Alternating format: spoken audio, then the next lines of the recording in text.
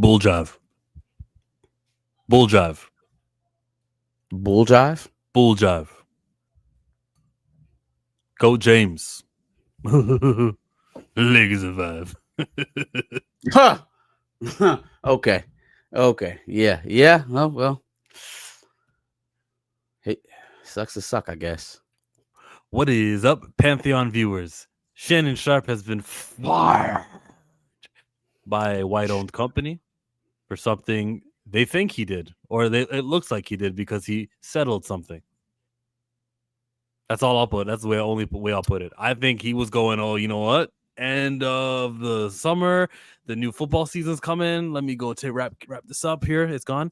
Back to work. No, when you wrap things up and you sign and you say you want to settle it, then it actually is it's admission to them in their eyes, not to me. What else we got? We got Rob Liefeld, who's sounding off on Twitter again, going after Kevin Feige is the bread and butter. Mm-hmm. At some point, you do kind of become a guy who's just like clout chasing, or not clout, but yeah, clout chasing. You're just like, you're trying to get the headlines, going after that Feige guy who wouldn't shake your hand at the red carpet. We also have Zootopia, and there's a trailer for that. I saw that like the Zootopia 2 trailer. I'm a big fan of Zootopia. I thought it was one of the hidden gems of Disney animation, one of the ones that wasn't really getting a lot of love. So I was excited when it got announced that a sequel was coming a few years back. Ready to break down the trailer. Trailer looks dope. And then T'Challa. T'Challa.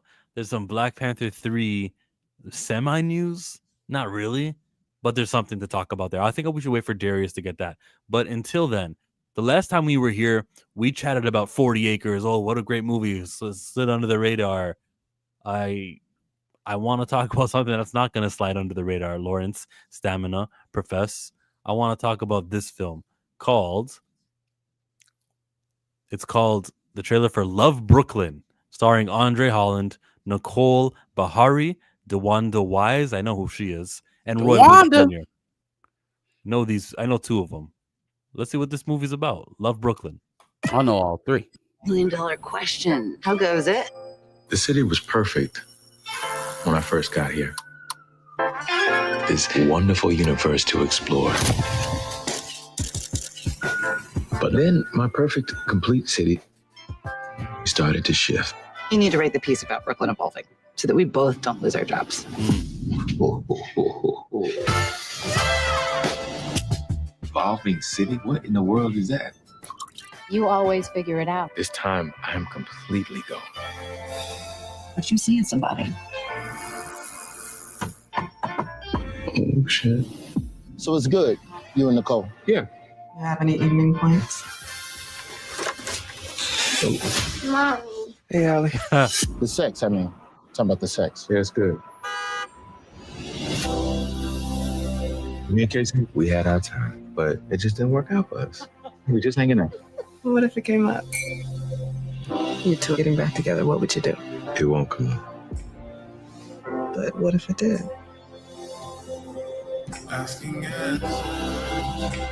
That was not an innocent question. You've got to find your way to the center of this. All of the above is not an answer. Don't look back.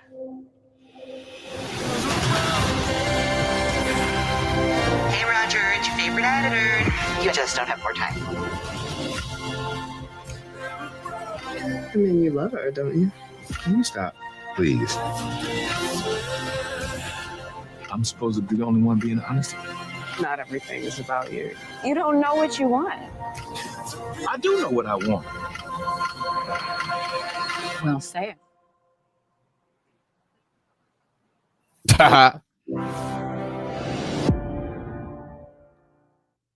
Double or Nothing.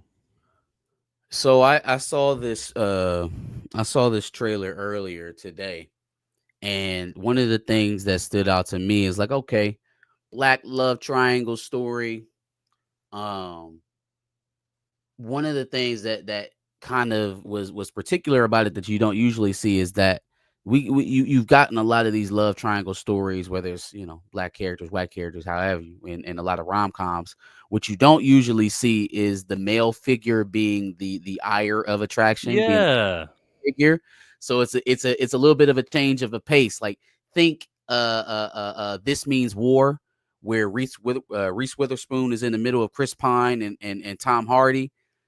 Not as comical, obviously a bit more dramatic and a serious tone, but same idea. Just, we gonna have to slide that the man in the middle and have the two women kind of jockeying for position, which in this situation doesn't really seem like they're. We haven't seen the movie, so we don't know, but it doesn't really feel like they're competing. Like they don't even really feel like they in each other's faces with it. It's more so putting the decision in his court, like, will he or won't he? Does he go back to what was familiar? Does he do his new thing? Is it, star-crossed lovers with the new girl, or is it everlasting soulmates with his baby mama? It's a very interesting dynamic in which, if you've ever seen this type of setup, is usually in a much more detrimental way to the family, to the child, to everybody involved. So I'm definitely down. I like the synopsis. I'm familiar with all three of the actors in the starring and the leading roles. Even Roy Woods Jr. Shout out to your boy. Very excited to see this movie for sure. But who are you rooting for him to choose?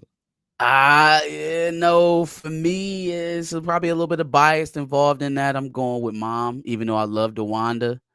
But yeah, I'm going with I'm going with the mother, Nicole Bahari. There you go. Yeah. I got it open. It's not coming from my memory. She plays the character Casey, and then DeWanda Wise plays the character of Nicole. I think we're supposed to go for Casey.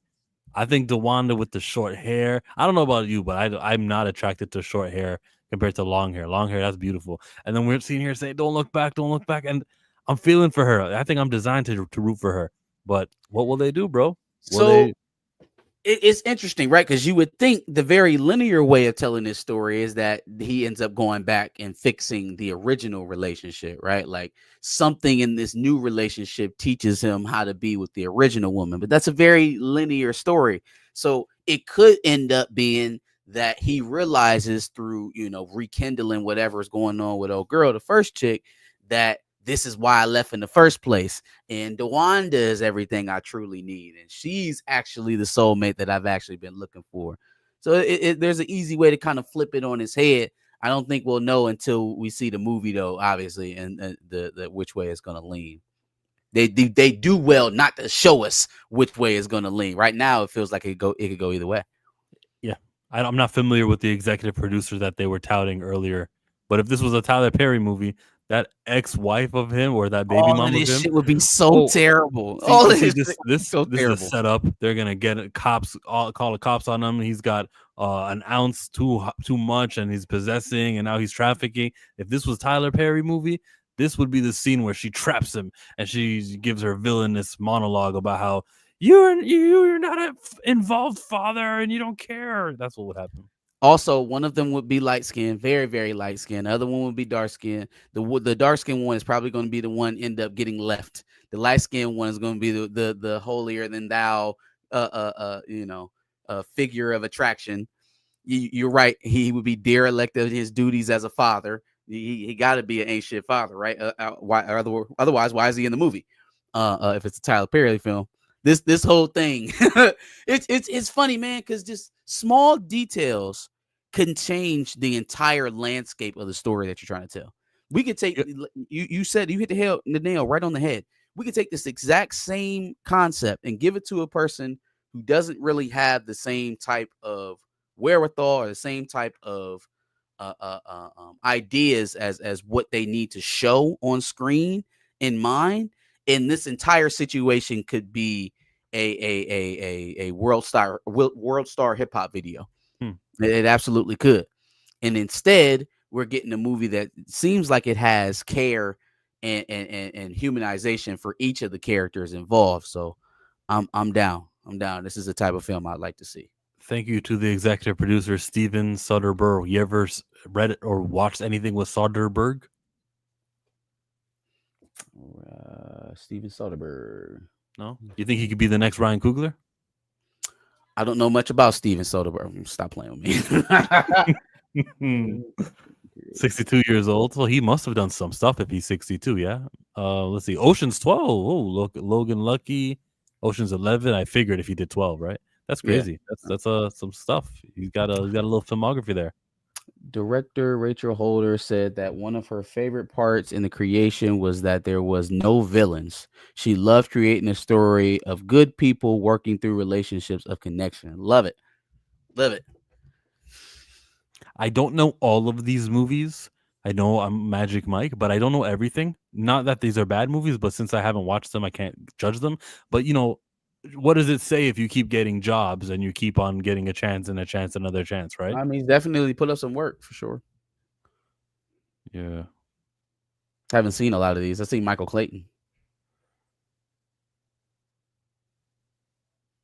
I saw the other Grey's Anatomy, not this one. I was about to say there was another Grey's Anatomy in 1996. Shit. Did they race swap? No. White over there too. Anyways. Perp, tell us about this person. Tell us about everything, bro. What do we need to know? He said Andre is the man. Okay, Andre is underrated. Good to know. Let's look out for him. Maybe he can play like superhero one day. Blue Marvel.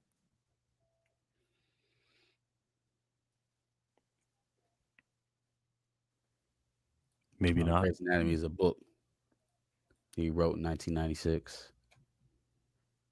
I'm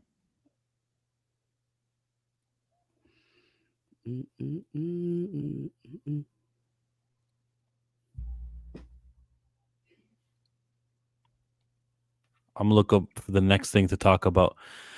The Fantastic Four, the Superman movie, the box office wars, the betting we've done here on this YouTube channel. Let's remind the good folks, Grey's Anatomy is the book. Gotcha. Let's remind the good folks of what you and I have wagered.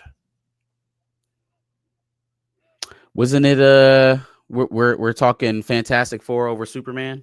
Mm-hmm.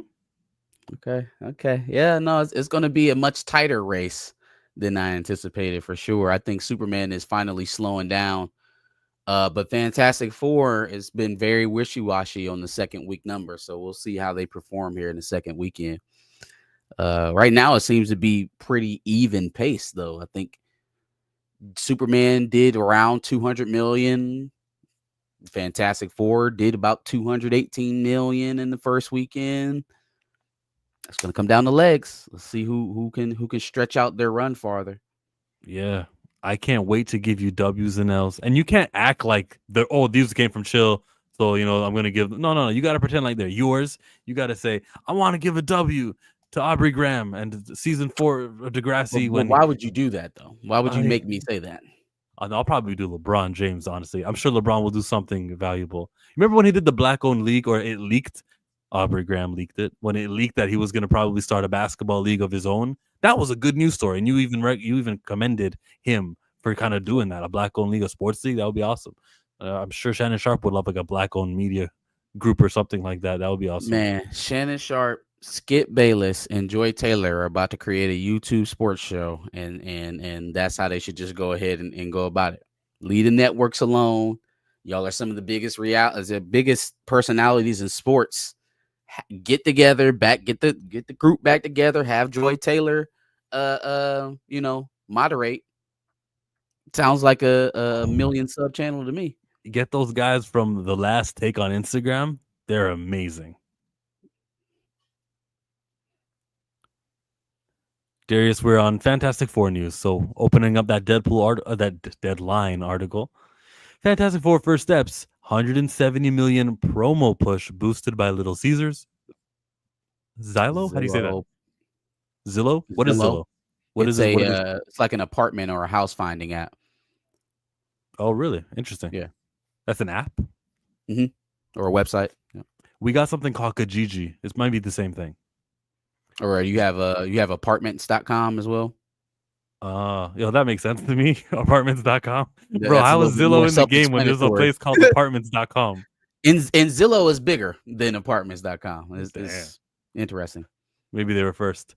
Pop-Tarts. and more. The pick eyes 200 million in the U.S. box office cube in the second frame. I like what Anthony D'Alessandro was doing is cushioning the blow for like maybe they're not lighting the world on fire with their box office, but reminding us that 170 million that you don't gotta split with the movie theaters just off of all these licensing deals like Little Caesars, the commercials that you and I analyzed to death. Um, I love that there's a number to it. I think this is very informative. I'm glad. I don't know. I trust him. I'll take his word for it. 170 million, right? I don't think Wakanda Forever got 170 million from all the deals and stuff. I feel like every movie that is major, not the Thunderbolts, but the major movies will receive 170 million from just putting it on the cereal box and the Pop Tarts box and stuff. Is this is the companies paying Disney for product? I mean, I guess product placement would make sense, but I didn't see any of these companies in there. The way that this read, I thought that Disney is paying out to these companies to boost Fantastic Four in their advertisement. So when you go on Zillow, you're shopping for a house, you're going to see Fantastic Four ads. When you're picking up your Pop-Tarts box at the grocery store, Reed Richards is going to be grabbing the strawberry, on the box, something like that. I didn't read it as this is the money they're bringing in from the marketing. Do you mean, did you read the article or you mean the headline saying boosted? No, the headline. Yeah, take me through the article. Okay. And this is the Little Caesars commercial with that monster. What was it called? I don't remember. So at 170 million in media value, the promotional partner campaign for Disney Marvel's Fantastic Four is the biggest in some time. Ahead of the pushes for the Marvel Cinematic Universe's Deadpool and Wolverine and Black Panther Wakanda Forever and Evil Rival Studios summer campaigns such as Jurassic World Rebirth. Theirs was 150 These are million. marketing campaigns. This is what the studio is spending marketing the product.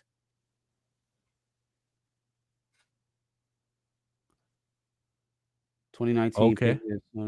So I might maybe I read that wrong then. The promotional partner campaign for Marvel. It's 170 million in media value. All right then. Yeah, I don't know. See, maybe the landscape has changed. Again, a lot of things are topsy-turvy these days. But the way that I understand it is that you would pay, it would happen in one or two ways. You as a company who's trying to get the promo would either pay to have your product in a production like this, and maybe that's where this 170 million is coming from, or the company with the production needs to promote it.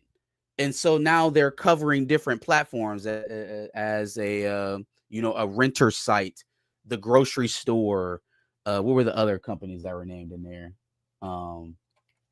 Just different platforms. Little Caesars, obviously fast food, that kind of stuff.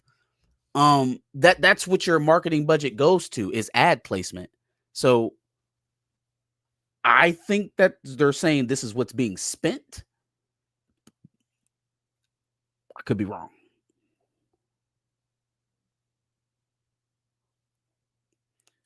Let's see. With the MCU promo partner, a campaign at 288 million amongst post-COVID MCU brands. Fantastic Four overall value ranks behind Spider-Man No Way Home, 202, and counts such brands as Little Caesars, Zillow, Pop-Tarts, General Mills, Citizens Watches, and more. I actually think I've seen the Citizens Watch commercial with for I think Reed Pedro. You ever watch Shark Tank where they say the valuation of my company is $10 million? That's why I'm asking for this percentage. It seems like Anthony D'Alessandro said the valuation of all of these media deals is 170 million. I did the math. Okay. I crunched the numbers, but none of that is valid. Now it's a good guess. I'm sure maybe he's not going to be off by too much. Probably deadline, they're going to increase it a little bit more because they are an arm of the studio and want to make them look as favorable as possible. So let's say it's only 140 million. Okay. That's cool. $140 million worth of media partners campaigns. It says Spider-Man Far From Home in 2019. Sony remains the record holder when it comes to the overall worth of an MCU promo partner campaign at 288 among post-COVID MCU brand campaigns. Fantastic Four's overall value ranks behind Spider-Man No Way Home's 202 and counts such brands as Little Caesars, Zillow, Pop-Tarts, General Mills, Citizen Watches, and more. Several advertisers joined in one of the movie's fun, embracing its 1960s retro future spirit, a motif woven into their world in partnership. The movie starring Pedro Vanessa is expected to make around $45 million in its second weekend at the box office, with a firm grip on number one. By Sunday, a $200 million running total stateside is likely. Two newcomers, Universal DreamWorks Animation The Bad Guys 2 and Paramount's hopeful revival of big screen comedies The Naked Gun. I've been hearing a lot about Naked Gun, actually. Look to open to 20 million and then 15 million, respectively. Yeah, I don't like you said, 20 million and 15 million compared to a projected 45 from Fantastic Four. I don't think it's going to affect it all that much, but yeah, different audiences.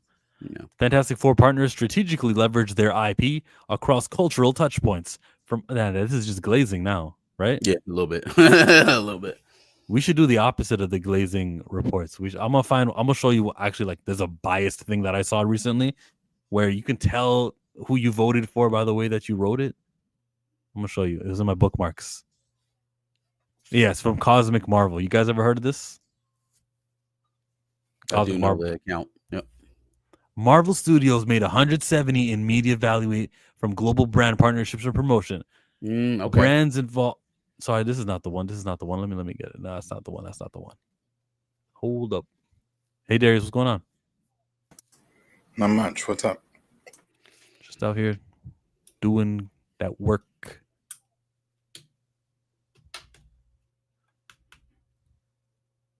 What you eating? Pizza. Had to be quick. Don't want pizza. Y'all got good pizza in Oklahoma? What kind of pizza y'all do? It's nothing. Pizza? I ain't got nothing but Mazzio's. Well, we had pizza, but I stopped at Mazzio's. Is it a regular triangle slice? You guys do sheet pizzas? Is it deep dish? What kind of pizza is in Oklahoma? Depends where you go. They're different, like you know, every place has those hole in the wall places, and you know that people that consider them to be staples. So there's a couple of those pizza shops in like downtown, stuff like that. Keep going to those. Don't support Domino's. Boycott. Cosmic Book News says, here we go, folks. It's learned that the Fantastic Four is coming up short in terms of nailing down its target audience with women and even families. Once again, only the fanboys are showing up. Yep, women rejected the female Silver Surfer and Sue Storm. Even families didn't show up as much, all the while Sue Storm said it's about family. It again proves that Feige, Disney, Marvel don't have a clue and continue to cater to a non-existent fan base, all the while ignoring their bread and butter. Bro said all the while here and all the while there. If I'm writing this tweet, I'm gonna go and erase one of these because I don't like to be repetitive. ChatGPT has a good habit of doing that, of repeating phrases. So he probably shot this thing out of an AI. The percentage of families that went to see Marvel's Fantastic Four was at 17% compared to the average 21%. Where did you get that number from? How did you compile that 31%? Data? It feels like horse shit. The Fantastic Four audience is heavily skewed male. It is horse shit. With 69% of the audience made up of dudes. That's crazy. I don't even know where that even came from. I don't trust people to compile data when it's that clearly biased. Like there's no way I can trust you. So the percentage of families, you don't put any parameters around it. We polled people in this area. We asked this many subjects. Here is how the question was worded when we pulled the data. You know what I'm saying? Like I don't trust you. I feel like you saw that statistic somewhere else and you're just regurgitating it. Yeah, even in the article, it doesn't cite the source. The percentage of families, according to what and who. This is just someone again wanting it to fail, trying to stir up the discourse. Now, to be fair, when you talk about Fantastic Four's tracking, right? There are some people of the mindset that it could have a significant drop in weekend two. That is definitely out there. It is out there. That does not. First of all, I remember similar thoughts about Superman going into week two. right? It is already also grossed more worldwide in its first 7 days than Superman grossed in its first 70 days. It has better word of mouth in the first 7 days than Superman had. Superman was a little bit more controversial. So all things being said, I think we just have to sit back and wait and see how the film actually performs in the second week. No, you guys lost the bet. Both of you guys lost your bets. The hell I did. The hell I did. How did we? First of all, it's not over. How did we lose the bet? Definitely not over. Far from over. Against Superman and James Gunn. That's why. You're losing. Okay, you didn't lose yet. You're losing. How about that? How? How are we losing? Numbers. What do you mean? How am I losing? And by the way, Grace Randolph did a video. He's quoting Grace Randolph in his thing. So how are you losing? I'll show you. You guys have to go to a little website they call it Box Office Mojo. Oh, so you're gonna be dishonest, just like this article was being dishonest. How long has Fantastic Four been out? How long has Fantastic Four been out? You're losing. Like how long? We can't be losing. They haven't been out you can for be. the same You're in the amount pro. of time. Sometimes in a sport, sometimes in a game, you're watching sports. The team has more points, and then in that second half, the other team gets more points. But the first team was losing. Doesn't make any sense because both of those teams start the game at the same exactly. time. I was just about to say that. Four didn't start at the same time. You have to excuse Chill sometimes. No, you don't have to excuse Chill. You have to wait for Chill to open the Box Office Mojo website to show. No, Chill, you just be running, like, especially with the metaphors, because that one's probably one of your top 10 trash metaphors. You guys are just cutting me off before I got to the proving part. I was gonna pull up a website, I was gonna do comparisons, and then you would be able to say, "Oh no, Chillmonger's right. That is losing." So I'll show you. But it cannot. No, okay, we know what you're saying. Obviously, the box office for Superman is bigger. That's because Superman came out July 11th. Fantastic Four came out July 24th. For a whole month. You think that's what I was gonna say? That is what you were gonna say. All right. Where else could you go with it? Where else can I go with it? Right? Then show us. Enlighten us. This is Box Office Mojo, ladies and gentlemen, boys and girls, children of all ages. If we look at the Sunday, just the Sunday, Superman grossed 31 million, and then on their Monday they grossed 12.9. If I look at the Sunday and Monday for Fantastic Four, it'll be less than that. It'll be less than 31 million. So it's even less worse. Than 12. You're cherry picking 2 days out of the second week and saying that it's behind, even though it's grossed more in that same amount of time overall. No, it hasn't. You pick 2 days where it's outpaced it on a how much did it drop percentage-wise basis. Okay. But then you won't take the No, you just said something false. You said that overall, through the same amount of time, it's grossed as much. For the first on the right side, there's a column or there's a row or that says to date, and we can see to date that on you're being dishonest. To date, Superman has been out since July 11th. To date, Fantastic Four has been out since last Thursday. Okay, hear me out. There's I'll not only enough judge data it on both sides to say that Superman is out. What you would have to do, I'll only judge a period of time and say, how did this film perform over this amount of time? How did that film perform over this amount of time to compare them at this point? Otherwise, just wait until the run is done and then judge the totality. So how about I do exactly what you just said in time, while one film is new and the other film has had weeks to compile its data. Yeah. It's either dishonest or just not all the way together. But that's actually not what I'm doing. I'm doing what you said would be the right thing to do, which is to compare them on the dates. So by the 5th day that Superman was out on that Tuesday, to date, this column here, to date, it grossed $155 million USD. So if Fantastic Four on day 5 has more than 155, then you can say Fantastic Four is winning. Is that I was talking correct? Global box office, right? First week out, Thursday to Sunday, Fantastic Four grossed $218 million globally. What's going on, Pam? Hi, Pam. In the same time frame, with an extra day, mind you, because we had the Wednesday, hey, Amazon, buy your tickets, you can come see the movie early thing, right? And they could put all of that into the first week's data. It got $205 million. Okay. I'm just saying, based off of first week numbers alone, you can tell me about what percentage it dropped on a Monday and a Tuesday comparatively to Superman. But I didn't tell you your argument for it being behind. That's not the argument. I didn't bring up percentage drops. Okay, fine. But you're Oh, also giving me only domestic box office through a Tuesday. Give me total box office through that same date and tell me what it was.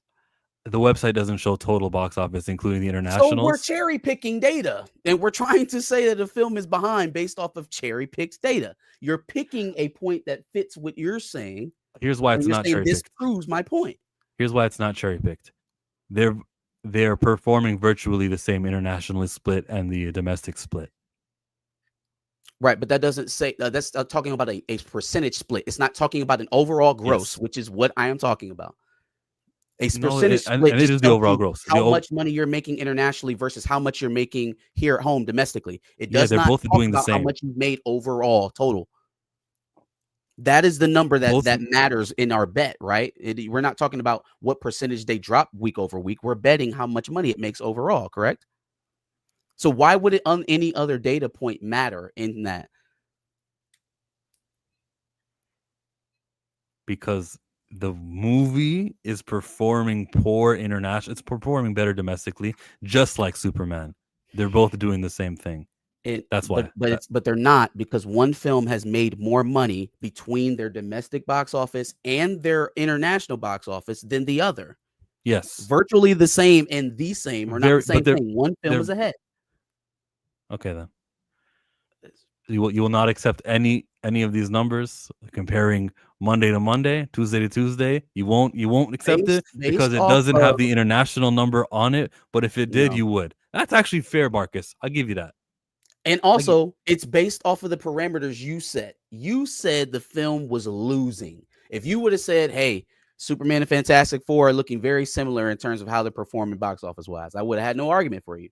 You can't definitively say that it's losing when it's been out a quarter of the time the other film has been out. But that's not the God.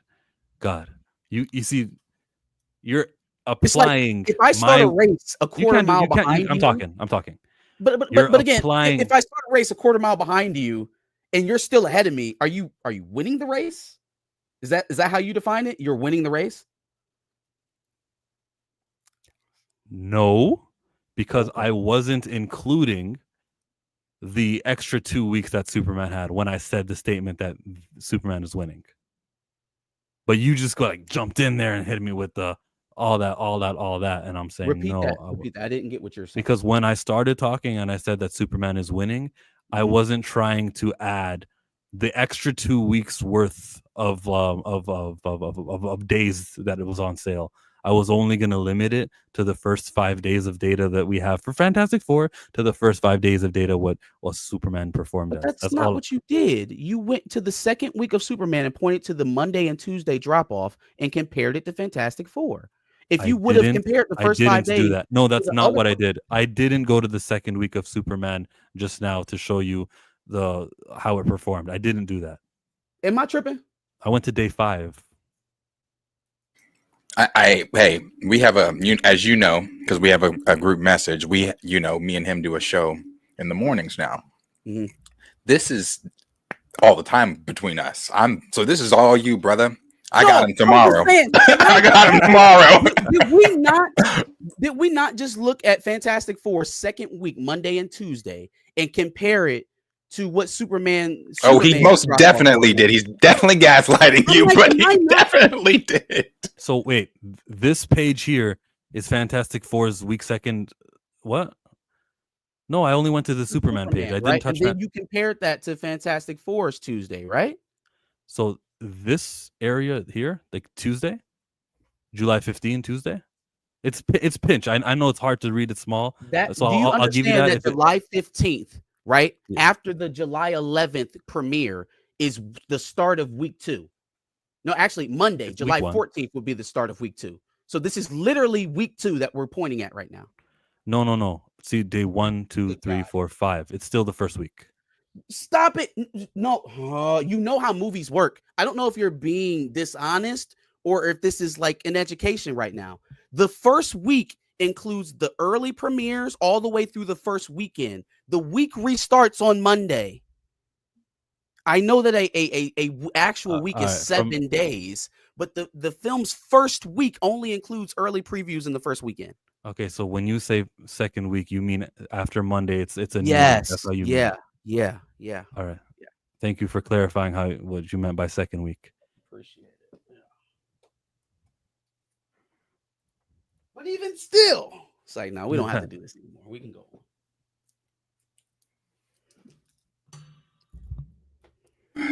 Funny. Thank you, Blue. Funny. So it's not over? No. It's over. No, I mean this conversation. Nah, yes, bro. but When can competition. when can I say Superman made more money, guys? When's that? Yeah, what's the cap? Out of the theaters, and we know what they're going to make when they're done. Okay. That is it right there. When they're both out of theaters and both done making money, that's when we would know. That feels like the fairest way to judge them. Yeah. All right. You don't want to do it that way because it scares you. No, we don't need to wait until like those final days when it's only gross. Hey, like we'll know by then. No, I hear you. There's going to be a point where they both slow down to the point where you can call it, but we're not there yet. I don't think we're there yet. No, it hasn't even been out a week. Tomorrow. Yeah. Fantastic Four hasn't lost. It's just losing. Can we go back to the beginning? I love how he knew where I was going with that one. That's fine. Can we go back to the inception of where we started with this when I said Jurassic Park was going to kick both of these films' ass? Can I at least get my credit for that? Got you credit. I don't know why I'm patting you on your head. High five. Yeah, there we go. There. You saw Rob Liefeld, what he said. Yeah. Let's go. That'll be a good segue into Liefeld. Yeah. What did he say? He said that you cared about. Why did you want to cover this so badly? Okay, I hate when you do that because you do that shit in the mornings. When you say, "I hate why did you want to cover this so badly?" Because it's a damn topic. It's a hot topic. That's why. You just want to have a spat, like me and Marcus. No, I don't want to have a spat. I don't want to have a spat. You just poke the fucking bear. You come at me, bro. What do you mean? Why is it a topic? And you didn't have to add that extra. Why'd you want to talk about this so bad? That extra shit. That wasn't needed. That you asked for that. So anyway, it is a hot topic. People are talking about it. Rob Liefeld. It's the people going. Yeah, he's out there saying shit. That's what it is. He got on Twitter. Took some pictures of theater showing that he went to at the Fantastic Four, got online and bashed Marvel. And people have been retweeting him, calling him calling him a hater, calling him all types of different things. Somebody said, I go to that same theater as you. You're wrong. It's that I'm looking at the tickets and it's sold out on some theaters and blah, blah, blah. So the thing is Rob being... Because every time Marvel puts out a film, he did this for Thunderbolts. He did it for Captain America. He's done it ever since he didn't get invited to the after party. He said, "Blurred as fuck would never." I can't wait till the next time I'm watching y'all stream and Mika is reaming y'all's ass out, and I can say the same shit. I can say the same shit. I don't need this. I got popcorn in your beard. Shout out to Blurred AF on Tuesdays, y'all. Yes. Mondays. Sorry. Yes. So that's what it was. People were kind of calling him out on it. But again, it's just a pattern. He did it with Captain America, did it with Thunderbolts. He's doing it with Fantastic Four. But he's been doing this ever since the beef with Feige at Deadpool and Wolverine's premiere. So, yeah, at what point does he just go total bitter bish? Well, no, I mean, he's not stopping, obviously, but like, when does it come off as just total bitterness? Like, I think there's still a contingency of people who are in the I hate Feige camp who, want to believe Rob Liefeld and be on his side and say things that he say, but I don't think they're of the many, at least not yet. So I don't think he's winning public perception by doing this. I think he's in a much different place than Beau DeMaio. I think people who defend Beau DeMaio defend him for other reasons than just hating Disney. He's got workplace allegations of workplace violations and abuse and all other kind of things that would charge that situation. Rob Liefeld ain't got that. Rob Liefeld has, hey, they didn't give me a handshake. They didn't treat me like a white man. Okay. I'm a white man in this business. Treat me like one. And so it's kind of like, yeah, I guess, but I'm not about to be over there fighting with you like that, Rob. So it's kind of, he doesn't have the audience, I think, that Bo DeMaio has to fight these battles. And he's getting called out about, like you said, he is getting called out because it does seem, and from my perspective, what I'm looking at, it does seem like you are still butthurt from the Deadpool stuff. Because before it was, you know, when you were on set for Deadpool and you were saying how great it was and how much you loved the movie and this and that. It wasn't until whatever happened at the premiere, you know, if it was the whole not getting to go to the backstage party or the after party or whatever it was, that's what triggered it. And then from there, it's been, oh, Brave New World sucks. The CGI is ass. And this is the same CGI from Deadpool. That fight scene, that fight scene with all the Deadpools and Wolverine, that was ass. That fight wasn't ass, but there was moments of that CGI where he was killing Lady Deadpool and all the other Deadpool. That shit was dope. No, it was dope. I liked it. It was dope. But there's moments where the CGI, like with on Wolverine, especially when he had the. Oh, it wasn't perfect. It wasn't perfect. So that's what I mean. Like, you know, CGI in Brave New World wasn't perfect. I don't like that movie worth of shit, but Red Hulk I thought he looked pretty damn good. So it's like, you know, then you go into Thunderbolts, then you go into whatever he said about Fantastic Four. It was a bitter thing, I think. Yeah, because I don't agree with him. I think if he was able to call balls and strikes and still criticize Feige, it would make it a little bit more tenable. But you're not calling balls and strikes. Like it was a terrible, boring movie. I don't think it was all of that. I don't think it's everything you described it to be. I think a little bit of your feelings is in that critique. I agree.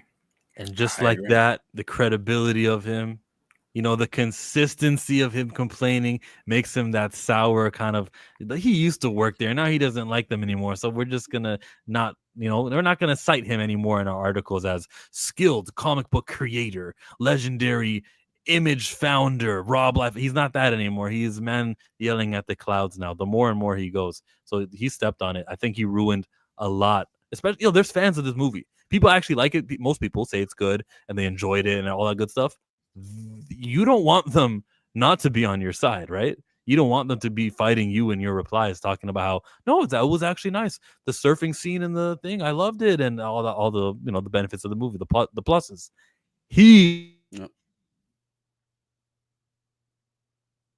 Sorry, I keep kicking my mic. He's ruining it. Skilled comic book. You're coming through your camera. Come through the camera. While he's doing that, I'll say this because I do see some of the comments. I don't want to make it seem as if we take it back to the red carpet thing when Rob came out and said how he was treated, that I was on Marvel's side. I was not. I was one of the ones on Twitter saying the same thing that like a lot of others were saying, well, you know, Marvel needs to put more respect on comic creators, on the writers. You know, Rob is his version of Deadpool, the version that he writes upon is the one that they really adapted into the MCU. That's why he was, you know, called upon. That's why he was on set for some things and things like that. So yeah, I was definitely on Rob's side. It's just now turned into like, okay, Rob, like but no, I was definitely on his side during that time. Yeah, it's just running a little thin is all. Yeah. People complain about first world problems. I don't think it's really the time for such stuff, for such things. I have seen that on Twitter. I don't want to say I've turned on it either. I don't think I've turned on it, but it's funny as fuck. I mean, it's just not like, you know, I think when I first came out of the theater, I was just high on Deadpool being in the MCU and yeah, all that shit. But it's still a great movie. I love the movie. Love Deadpool, especially love Ryan Reynolds as Deadpool, but I don't think it's a masterpiece. No, far from it. Salute to Jerry Duggan for writing Deadpool 2. My favorite. It's the best one, I think. We do have Supas. I've been boozy since I left. I ain't changing for a check. Tell my mind I ain't forget. Woke up drunk. Darius glazing the Fantastic Four. Oh, my glazing. You know, I saw something online that said people can't like anything anymore. People can't do anything anymore because if you do, and you're glazing or you're this or you're that or whatever, I guess I'm a glazer for the Fantastic Four. I like the movie. Now, on my second watch, I agree with what Pam said earlier. I said this after the first time I watched it too, but I agree even strongly more so that it's not enough action. I know that's not what they were going for. But it is not enough action. Maybe it was in the 15 minutes that they cut. Maybe it's that 15 minutes. So a lot of those screenshots have been put out from the trailers and seem like a lot more sitting and talking. Probably, yeah, because it is so expensive to create those action scenes. They wouldn't not use them. Yeah. So I didn't like. I still really, really, really like that movie. I think it's still in my probably top 10 MCU favorite films. But on my second watch, it wasn't the same. Even my Superman second watch wasn't the same as my first watch. It just wasn't the same, but I still really liked them both. Just wasn't that same, like, high on them. Top 10 is all right, though, when there's 37 movies. Yeah. I think this is really one of their best ones that they've done.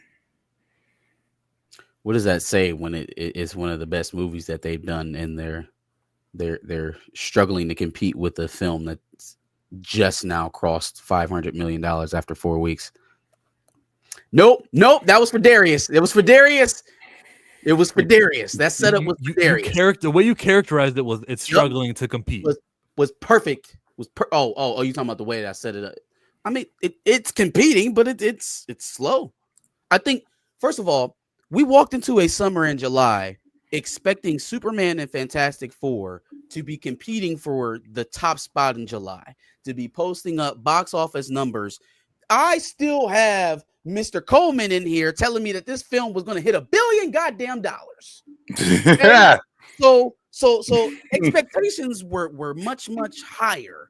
I am just saying that Fantastic Four is not really doing, I don't think, what Marvel expects it to do.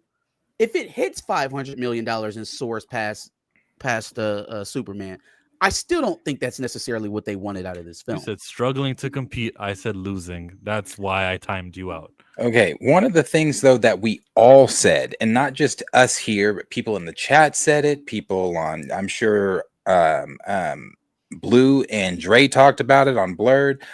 Other big channels have talked about it, and that was after the Thunderbolts. Even after Brave New World, we knew the Thunderbolts was going to do what the Thunderbolts did. And even after Thunderbolts, the questions lingered into the Fantastic Four. It was like, okay, well, is Thunderbolts' success or lack thereof success going to affect the Fantastic Four's theatrical run? And it looks like it is. Seems so.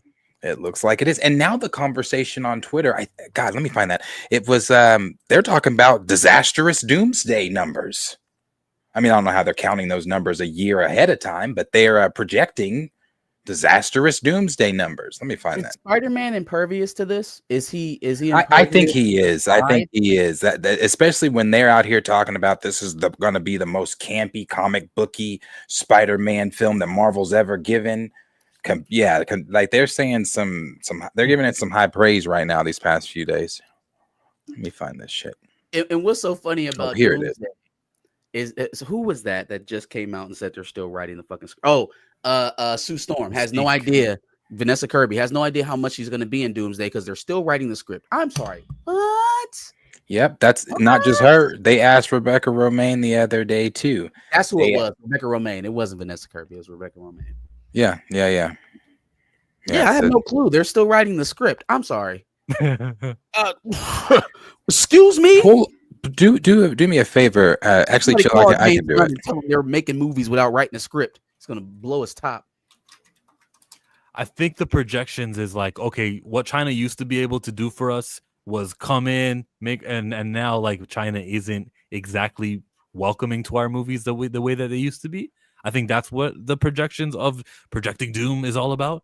I just have to see. I'd have to see an actual like big movie fail in China. Like Avengers worked so well. Avengers Endgame was so good. Got Robert Downey again. Will this Secret Wars and Doomsday fail? I think I have to wait for that first. And then so Spider-Man then would be the canary in the coal mine.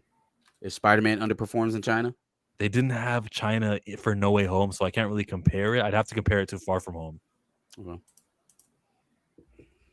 Yeah, this here, a teller, a canary in the coal mine. We'd be able to know. Ooh, yeah, we did lose the Chinese audience. Why is it? Oh, that's yours. Whoops.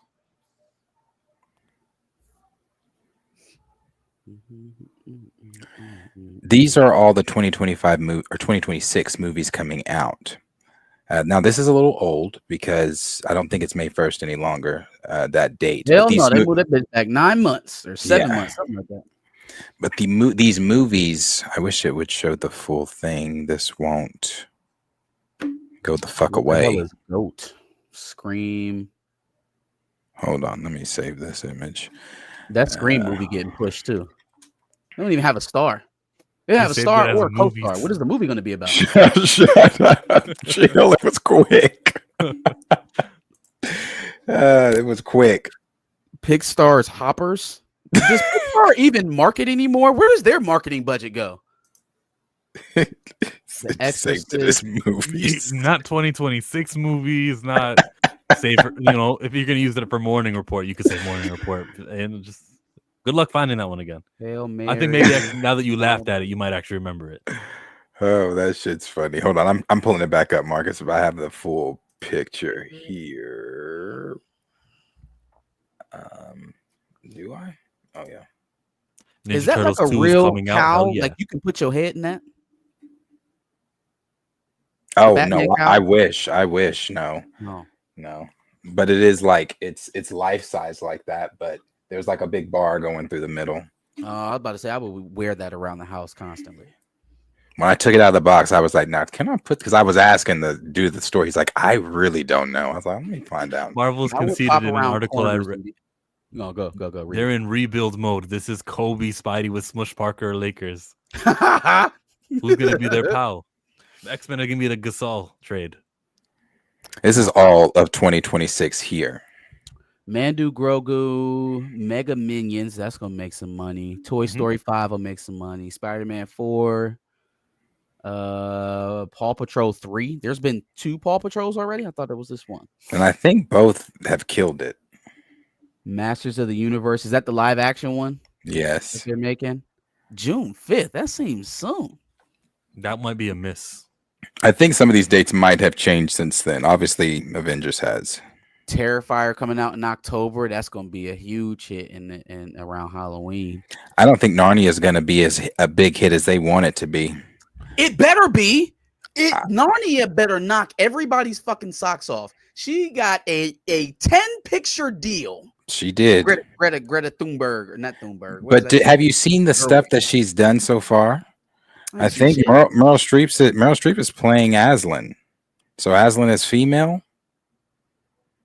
They're making why does the lion need to change gender? See, this is one of my first red flags. It's a lion. Why did we need to make Meryl Streep the lion? That's a red flag. I feel like we're just gonna be doing a whole bunch of stuff that don't need to be done to send social messages that nobody's gonna listen to. Yeah, I don't know why the hell they did that. Making another Ice Age last Friday. Shout out to New Line Cinema on that one. Shrek 5, Scary Movie 6. Shout out to the Wayans brothers. Definitely that's probably going to do very well. I'll be there on that one for sure. Fast X Part 2. Jumanji 3. Do you think I like the first 2 Jumanjis, especially that second one? That shit is funny when they switch the bodies again, but they all mix matched. That shit is funny. I've never seen a Jumanji, probably other than the Robin Williams version in the theater. Really, you should watch the first one when the first reboot with Kevin Hart. No, I've seen it. I'm just saying had never seen either one of the new rebooted movies in the theaters. I only ever in the theaters. I didn't see him in the theaters either. So I guess maybe that's okay. Well, maybe that speaks. The last ones came out also in December. Yeah, no, and I didn't see him in theaters. Now, Paw Patrol, like I said, that shit killed the first 2 times. But Paw Patrol is Paw Patrol. But it didn't have Super Mario and Toy Story. How often do people bring their kids Minions? Or Minions? Where's Minions? Minions? Those 3, Mario Brothers, Minions, and Toy Story are going to clean up almost automatically. So by the and time then you probably get the Shrek. By the time you get the Paw Patrol, you might be worried that all the kids at school were talking about Toy Story and talking about Mario and Mega Minions, and the kids don't want to see Paw Patrol. What about Ice Age? You think Ice Age can have now I stopped at I think really it's the first 3 for me. I really like the first 3. I like no, that's the second one. Continental Drift. Continental Drift's the second one. What's the one with the old lady? I didn't like that one. Sid's grandma or the old sloth. I didn't like that. Sounds like you above. Or Wanda Sykes. Wanda Sykes played the voice. Gotcha. I could tell you why it will succeed. For the same reason Moana 2 is huge. Lilo and Stitch did huge. Frozen, maybe Frozen still doesn't count. But the Disney Plus era and all of these kids having these movies and these IP and revisiting it over and over and over again is making people want to come see the new Ice Age. So now Ice Age. I can see that argument for Ice Age. What do you think about Shrek 5? Has there Disney been Plus, too big of a lull for Shrek? No, Shrek is not. Shrek is, I think, like Peacock. Shrek is not on Disney. No, it's the DreamWorks thing, so it's got to be either P-Work or Prime. P-Work. You got to get it. Prime. It's on Peacock, Amazon, Apple TV. He needs to be on commercials. You need to license him out, put him on cereal boxes ahead of time, familiarize kids with Shrek because it's been a while since Puss in Boots may have been 4 years ago now. Is Shrek Paramount or is it DreamWorks? I thought they was DreamWorks. It's DreamWorks. It says so. Yeah, Shrek is DreamWorks. But yeah, we'll see how that Shrek does. I like I said, I love Shrek. The first 2, love them. That third one, tolerate it. Fourth one, you lost me. But we'll see how this one does. Now, what I'm interested in is this Mummy remake. Are we gonna let Tom Cruise just take it over and we running with it? He's the Mummy guy from now on. Are we resetting? We going back to the Brendan Fraser version of these things? Obviously not with Brendan Fraser acting. I don't think his back will allow it. But like that type of O'Connell and his group going back to Egypt and fighting mummies. That's what I would be down for. That last one with Tom Cruise, I wasn't really feeling it. I think that is what they're doing here. Well, let me see. It's let me see on that one. While I look at that, The Exorcist, is this a remake of Linda Blair's Exorcist? It says The Exorcist, so I'm imagining some sort of dip into the past. A lot of horror. All these remakes. We need to be talking that bottom corner. Fast and Furious 10 Part 2. Whatever stupid name they're going to use for this movie, I don't care. I'm interested in how they're going to do the finale. Is Jacob alive? This mummy is not like Brendan Fraser or Tom Cruise's mummy. This is something completely different. Okay. Don't hate it. Just don't know if I love it either. Wait, is it? Hold on. Let me make sure. So then why call it The Mummy? Let me make sure. Production begins in Ireland with Jack. Fast and Furious 10 Part 2. It is. It is like those. This reboot promises a fresh horror-focused take, aiming to offer from the previous Mummy, aiming to be different from a little different. It says will differ from the previous Mummy films, but it is a reboot. They say. We said in a moment they go old school, like in the 50s. Well, that's how the original series was set in the 50s. I don't know. I guess we'll just wait around and see what happens, but it's not very hard to do, I don't think. I didn't see part 1 of Fast 10. I haven't seen Fast. I think, honestly, I'm gonna be honest, Fast 7 was it, I think, for me.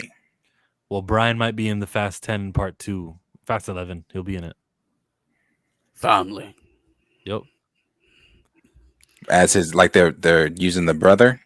Yeah, because you know he never died. Brian never died. He just drove off into the sunset while Wiz Khalifa was singing. So yeah, now I have seen a scene or something from a future film after 7 where he like shows up and picks up, like, you don't see his face, but doesn't he pick up the kid or something like that from school? Or nah, he drives and it's his blue car. We all know that's him, and then that's the end of the movie because he drove to the address because they were all eating food at the front yard. Yeah, it was a cool little. Oh, that's Brian. He's coming. He's gonna be part of the picnic, and that was it. I see. Fast 7 was probably, I think, one of the best ones. I really liked Fast 7, but I stopped after because it just got like I didn't even watch. Way. It's just we were accepting it. This shit started out as street racing, okay? They were investigating these niggas for selling illegal parts, and now all of a sudden they are international vigilantes that sometimes work with the government to get shit done because they're family. This shit is ridiculous. They don't work with the government. They work with Mr. Nobody. Which is the government. Goddamn ops. All of them feds. Every single one of them. Well, keep watching. You got 3 movies to watch. Here, I'll save you a scene from the 8th Fast and Furious movie.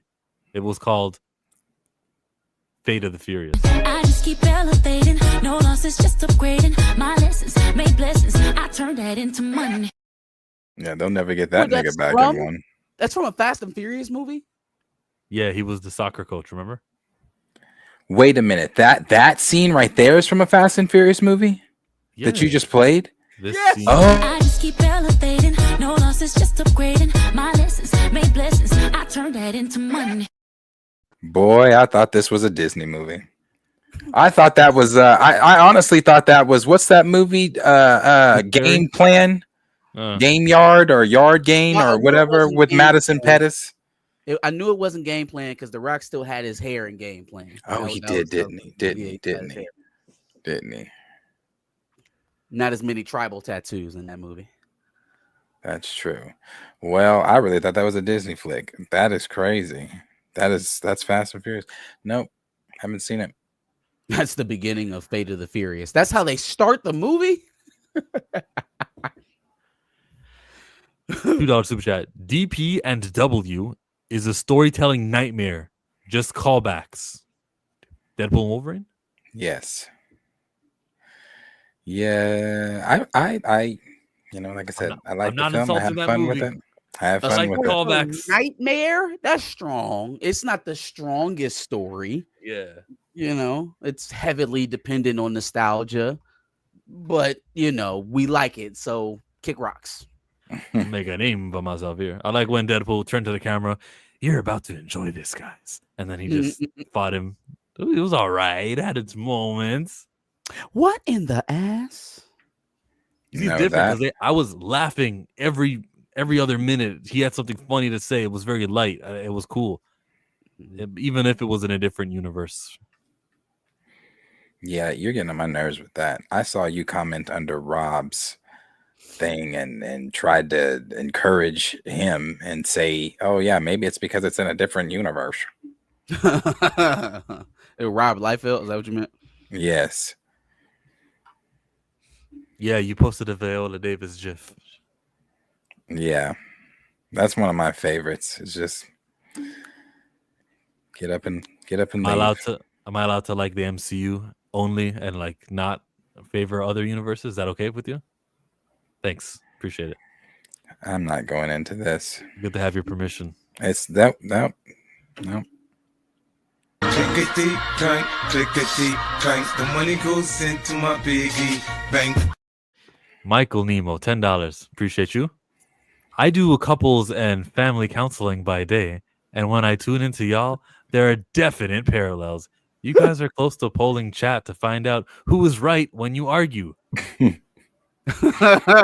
you guys want that? I don't think that these two would care to like poll the chat. I think we're all three of us, we're like, we believe in ourselves enough and we don't need no external Well, validation. I'll tell you this. The chat typically is on Marcus and I's side.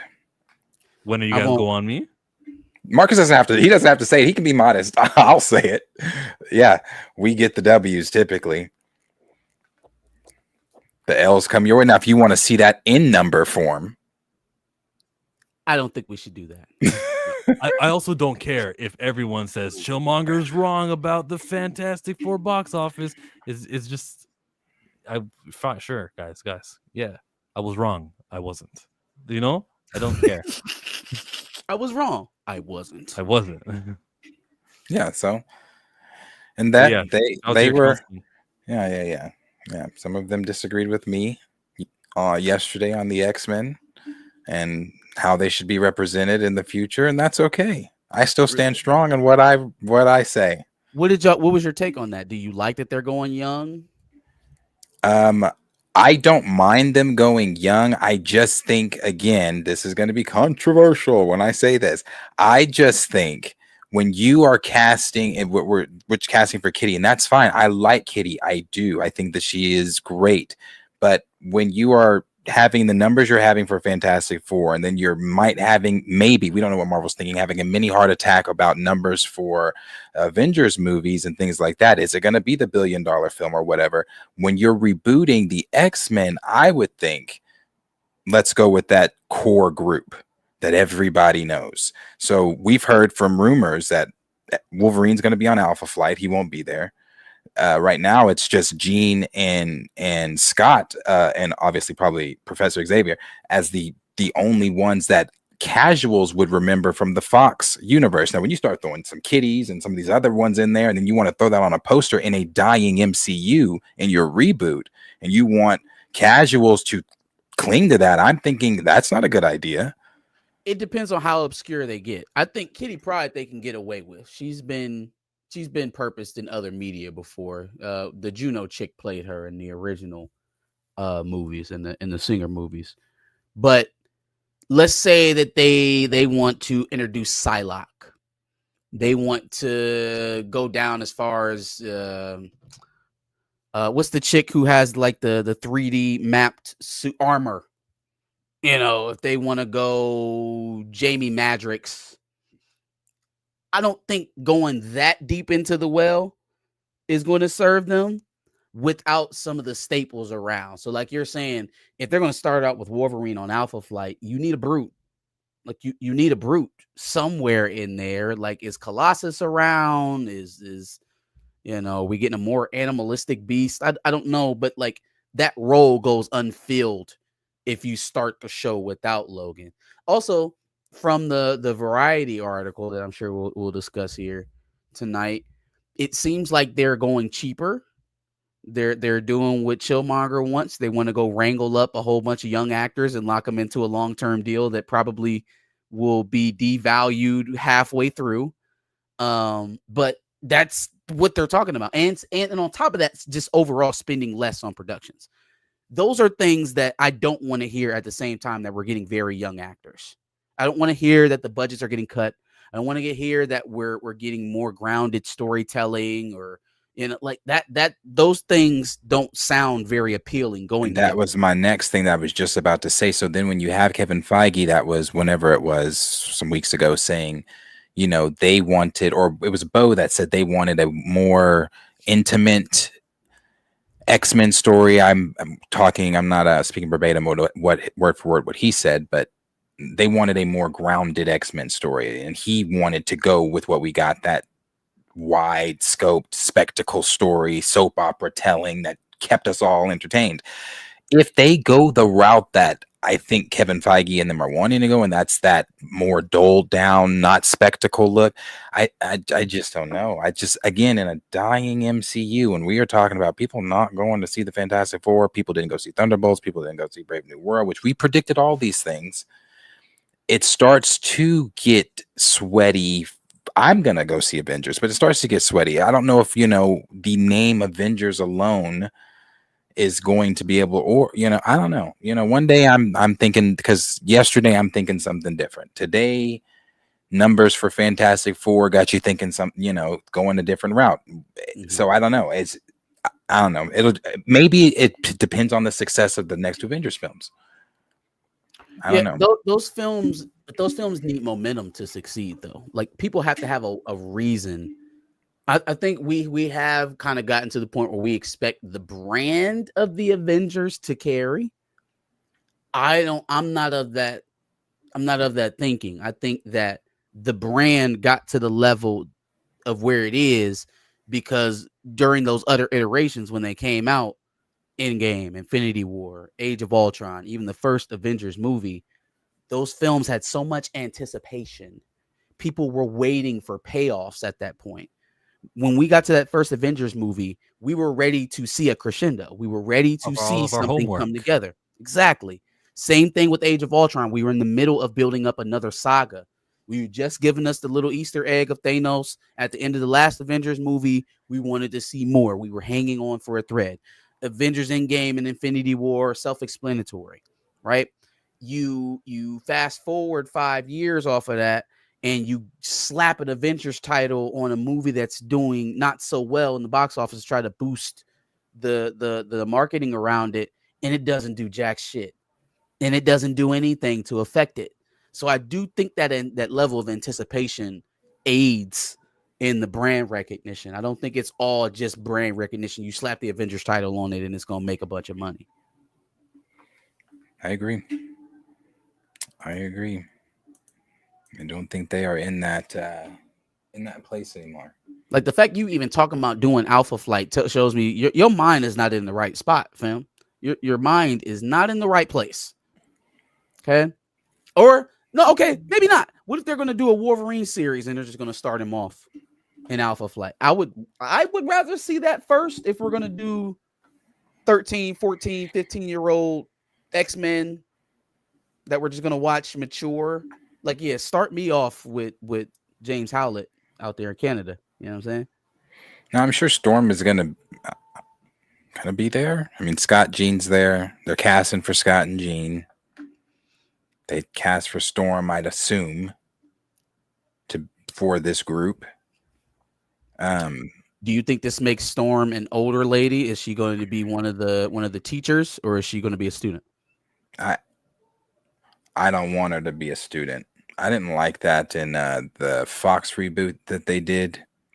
It was maybe the way they handled Storm. I didn't like the way they handled Storm. I didn't like it. I didn't like the Halle Berry Storm, but I would prefer she be not older, but older enough to be an instructor. Yeah, enough to be T'Challa's wife.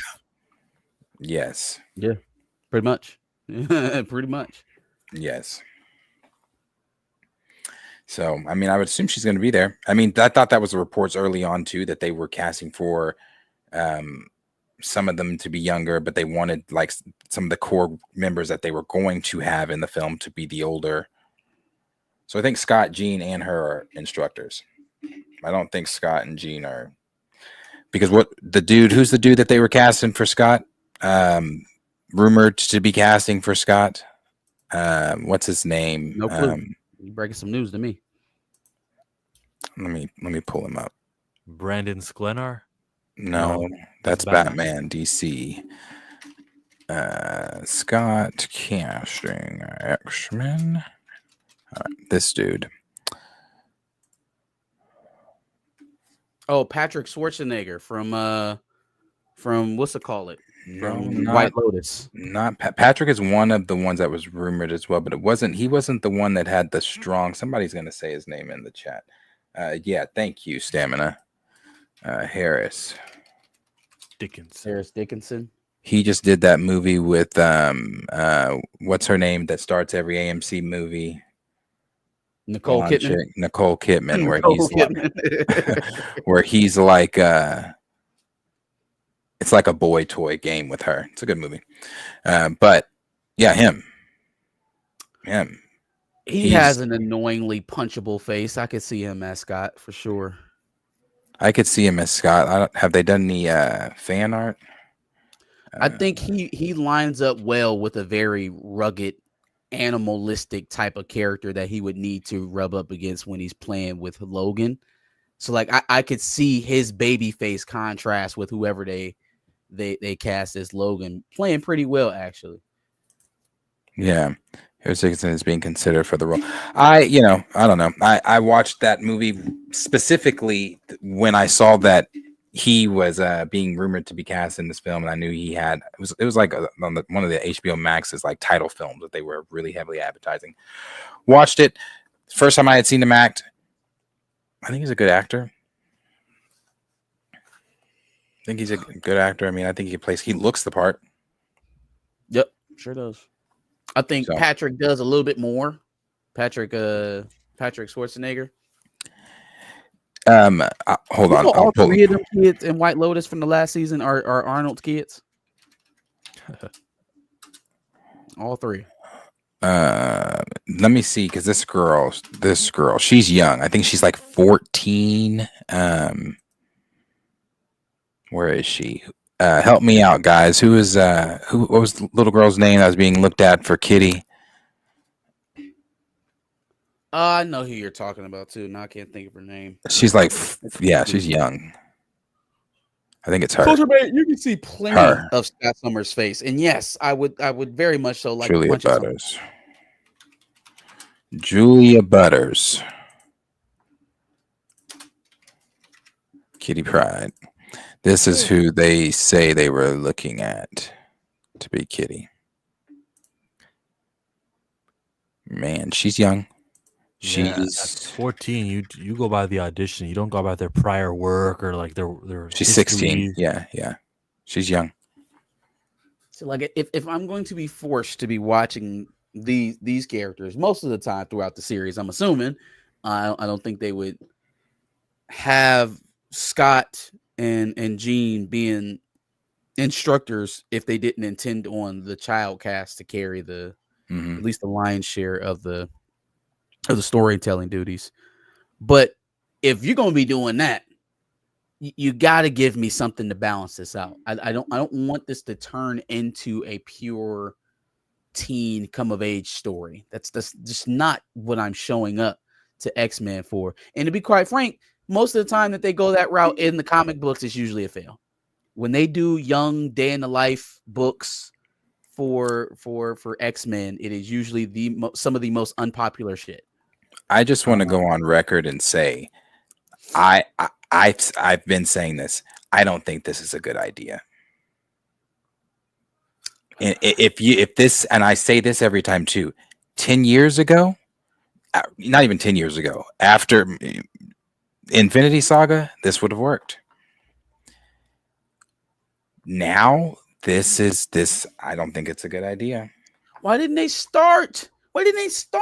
Dog, you've had them since 2017. Endgame happened in 2019. You could have been laying breadcrumbs. We could have been putting Easter eggs in. But again, they're still writing narrative all the way up until when they're into post-production. They're still writing narrative now. Yeah. They have no chance to plan ahead because they change so often. The breadcrumbs was Ralph Boner, Kamala Khan, and Deadpool Wolverine. That was them dipping their toe into it and then not fully committing. Remember in She-Hulk, wasn't there that one dude who was a mutant in She-Hulk that she had to defend against? Yes. I know you're talking about too. Yeah. Help me out here, chat. Was this her? Yes, this was her. This was the girl they're looking at for Jubilee. So Jubilee is going to apparently be there as well. I just don't think that. And again, I like Jubilee. I like Kitty. I just don't think this is a good idea to start the X-Men in a failing MCU. That's not a good idea. They went to Madripoor, right? They went to Madripoor, dug their feet into that. Mara Musa was supposed to show up in the Black Widow movie. It either got cut or maybe it was an erroneous leak. But I mean, there were times where they felt like they were going to start dipping their toes into mutant shit. And it wasn't until 2022's Miss Marvel that we officially got a. But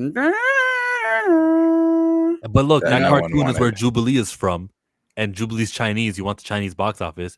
They think Oh, we can pander. We can make 7th on the casting can be Jubilee, and in will come all those hundreds of millions. Yeah, I'm telling you right now. I've been saying it. This is not a good idea. This is not a good idea. Namor. There you go. She's right. Namor. Cool Khan. Namor. They call him Cool Khan. I'm again after Infinity War Endgame, when everybody was just loving Marvel, you could have done this and it would have probably worked. Now that doesn't work. It does not work. I don't hate it. I'm just saying what the overall, because I'd be there day one. I was there day one for Fantastic Four. I saw Thunderbolts day one. I saw Brave New Shit day one. I'd see this day one. But the overall audience, I don't know, bro. The example I used was let's say Marvel puts out a poster and it's Kitty and Jubilee and you see Scott, you see Storm, you see maybe they don't use Scott, Storm, and them. Maybe they use the kids that they're just on the poster that they're trying to advertise, and maybe you see Professor X. As a casual, and we had a casual a casual viewer in the chat yesterday that said, what was his name? His name was I'm a casual fan. He said, I'm a casual fan and I don't know who Kitty is. So my point to that was, if they do a poster and they put that out and casual fans are walking by and they're like, oh God, the X-Men finally, who the fuck are they? Because where's Storm? Where's Jean? Where's Scott? Where's Beast? Where's Logan? You know what? Especially after X-Men 97. Now that I'm putting this in the proper context. I need to think about that. The last time we saw the X-Men in media anywhere is X-Men 97, and it was extremely popular. So imagine bucking that setup, right? That feel of the X-Men when you bring them to live action. That's why I honestly think that's why they've reworked season 2 of X-Men 97 so much, because they're probably going for some type of brand symmetry. They want what's represented in an animated medium to be what they can repurpose on the live action. If they're not going to go with what they did in season 1, though, it's going to be very hard to do. Indeed it is. So I just again stand by, I do not think that this is a good idea. I think, Sanju, the villains have been said to be Mr. Sinister, or at least the overarching villain for the first arc of the X-Men is going to be Mr. Sinister. I'd have to ask, where's enthusiasm right now for Marvel? And it's like a comeback year, right? And then I'd have to ask, where's the enthusiasm after Spider-Man, Doomsday, and Secret Wars? Plus, there's that one movie that's in the middle in 2027. We don't know what it is. Could be Blade, Black Panther, who knows? Maybe enthusiasm will be so high. Maybe, I'm saying maybe. I'm still with you, Darius, that it's the wrong choice. But maybe it'll be so high, people won't mind to go see this version of X-Men. Maybe. And Culture Made, typically you and I do agree on in the chat on things. This one, I don't dislike Anthony Mackie. I don't. But one of the things the only thing that I will say on this is, and I don't take credit for this quote. This is what T'Challa, the Black Panther Facts Twitter page said when he said co-signing killing the Black Panther only to get, well, he's not the real Captain America by said killer. This is the same man that co-signed Marvel killing Black Panther. And on top of him co-signing Marvel killing Black Panther, got all buttered up by Marvel to be what he told us, the Captain America for the next 10 years, just for the boss that helped kill the Black Panther to sit down in an interview last weekend and say, well, we're going to recast for Captain America and for Iron Man. So, yeah. Man's just be saying anything, because now I'm looking at it like, all right, bet. So you can come out and acknowledge why Captain America paled in comparison in terms of box office to some of its other predecessors, right? Oh, because this is the first one without Steve. Obviously, people were offset by Steve not being there. Could you open up your mouth and tell us why $1 billion solo franchise came in at $850? Could you maybe chime in on that and let us know why that film didn't make as much money? Because it was the first one without T'Challa. No. Shit. It's so like they want to give us common wisdom and common sense on certain things, and then on other things it's like, well, I'm gonna just pretend that water isn't wet. I'm gonna just pretend that it's rain falling on my head and you're not pissing on me. Yeah, he's Anthony Mackie has misspoke a few times, and I didn't like the comments, like he said, when who was he speaking to? It was is the journalist Mel Hill. Yes, that's who he was speaking with when he went on his Black Panther tirade. So yeah, let's get there. Let's talk about Black Panther 3. Yeah. Sure. I think we got 4 super chats. We only read 3. I need a dollar, that's what I need. Hey, well, I need a dollar. I clicked on you, but I didn't read you. So I'm Too Fly Cam. Thank you for the $5 super chat. I hope Fantastic Four fails. Feige is insane putting it within 2 weeks of Superman. Dumb power move. He still needs to be humbled, I guess.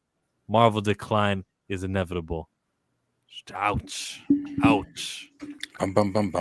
In a way, you're right. In a way, you're wrong. Because Avengers Doomsday and Secret Wars is being written by Stephen McFeely. They'll be fine. Spider-Man's going to be $1 billion film. See? But okay. Can we keep letting Sony post these billies and then limp back over to the MCU and see them struggle to get people even in the theaters and be like, oh, well, that's an MCU success? I'm so glad you said that. I'm glad you said struggle to, and not to, because this is still on the same point, but I'm glad you brought that struggle to get people in, because, from our understanding, which we knew this, the role of Mr. Fantastic was offered to several different actors, that several different actors turned it down. I wonder if we're going to see that. Maybe not with these younger actors. The actress Julia Butters is supposedly going to possibly be playing Kitty. I think one of her biggest films was on Disney. It was Freaky Friday. I think the rebooted Freaky Friday thing that they did. So as a 16-year-old coming from, of course, Marvel, MCU, yeah. But as some of these more accomplished actors and things that they've been going for in the past, even though Chris Evans and Hemsworth and them weren't known, you even going for actors like that, I think Marvel has gotten a reputation. So my question is, do they run into that with the X-Men? When you're casting for Charles, when you're casting for someone like for Magneto, or do you run into because Timothy Chalamet said he was told to never, he didn't say Marvel, but he said superhero film.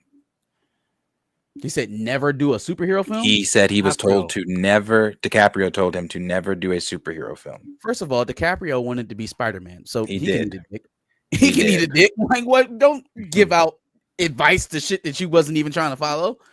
But I mean, if he picks one, it's got to be the right one, because he's hot and he can't afford any type of dampering to his profile right now, because it's too finite. It's not, you don't get it back once it's gone nowadays.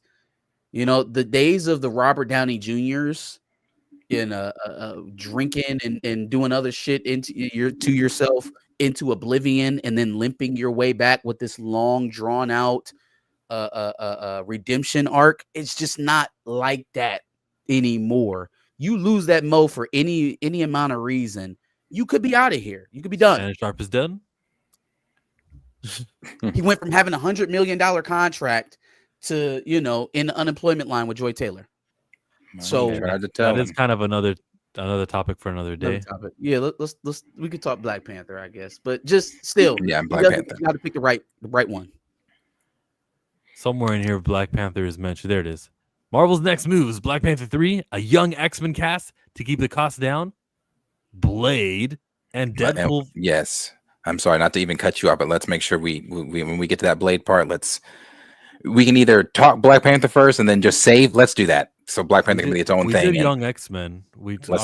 I'm done with that one. Yeah, cast people who are young who will sign forever. Where we go, Blade? You said. Let's do Blade, because I'm sure that'll be quicker than T'Challa. Okay. Control F Blade. There it is. It says Amid an industry-wide pullback on superheroes, the Marvel Brain Trust is feeling no sense of urgency on the long gestating Blade reboot, or even a new Deadpool outing, sources say. Good God. I wish they'd stop talking about Blade. Well, but they can't though, because it's an embarrassment. They have It is an Academy embarrassment. Award-winning actor on ice. It is an embarrassment, but it's like every time you bring it up, it's like you bring it up. Like Kevin Feige just brought it up and said, "Oh yeah, we finally landed on modern day with Blade, and we know what we're doing. We've got a writer." But then in this Variety article, which is not 5 days later, you're saying, "Oh, we're in no rush to get Blade off the ground." Like no sense of urgency is the verbiage that was used. No sense of urgency. That's what you want the publication to print. And make no mistake, Deadline's not printing anything in this article that wasn't okayed by Big Papa Feige and the rest of the people over there at Disney. So like that's what you want people to get from your communication on a project that was announced in 2019, that you are not in any way enthused or motivated to get it done as fast as possible. Okay. This is why y'all haven't seen an out of theater review for me for Fantastic Four. If you're going to treat me and what I want to see as an audience member with apathy, then that's what I'll treat your projects with. And it's not just me doing it. It is not just me doing it, folks. We're talking about Disney not being able to foot the bill for an Avengers movie, not being able to fill the house for an Avengers event. Okay. It ain't just me coming down on their heads. A lot of people feel this way. And if you're going to continue to not serve us, if you're going to continue to play around with our time, then I don't know how much long. I don't know if they're going to be around to make a Blade movie. Not the studio, obviously, but the people in charge giving these quotes. Yep. I don't think, I keep saying that the Blade movie, it doesn't exist. It's not real. It's like Bossing Say. It's like Bossing Say. So, yeah, no, it's not real. Blade is coming out in Marvel Rivals. They made him perfect. That's the best you get. Marvel Rivals. In Zombies. They say he's in Zombies. Marvel Zombies. It's kind of weird for them. It's kind of hard for them to advertise it anyways. Like, we're all going to roll our eyes. So you just kind of do it, get it there. Once it starts filming, people are reporting, no, they're actually on set. And then Mahershala Ali is snapped. That's with his what big trench coat. Then we'll go, okay, the movie's happening. But then stop talking he needs to be seen in the costume. Let it be quiet until you're actually doing that. Stop giving quote. Oh no, we're good. We're not really rushing. We finally found a story that makes sense after 6 years. It's like those are bad quotes. They're bad quotes. I understand that you're trying. Not to mention his lawyer's quote. This is the most ridiculous thing in her professional career. Yeah. What? Yeah. Bossing Say. As of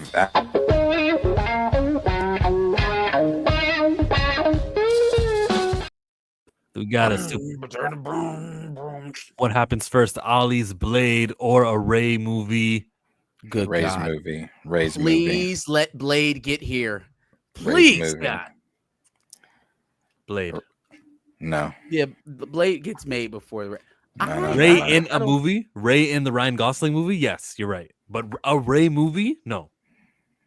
Nah, her film is coming first. We got to stop this. That's a good one.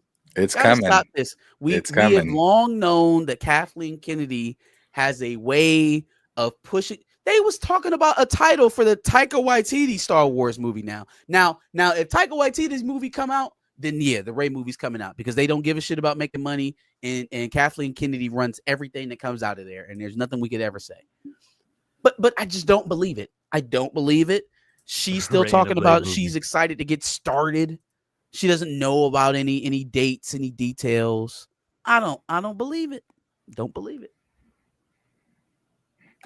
Daniel RPK says The new Jedi Order movie starring Daisy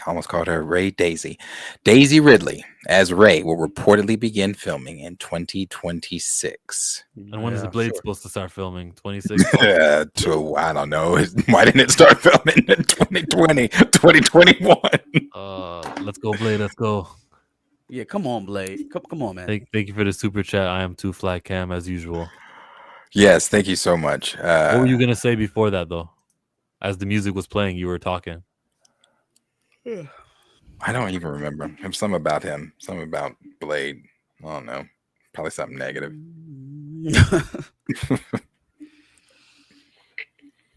That's really it on Blade, though. I mean, yeah, it was barely mentioned in the article.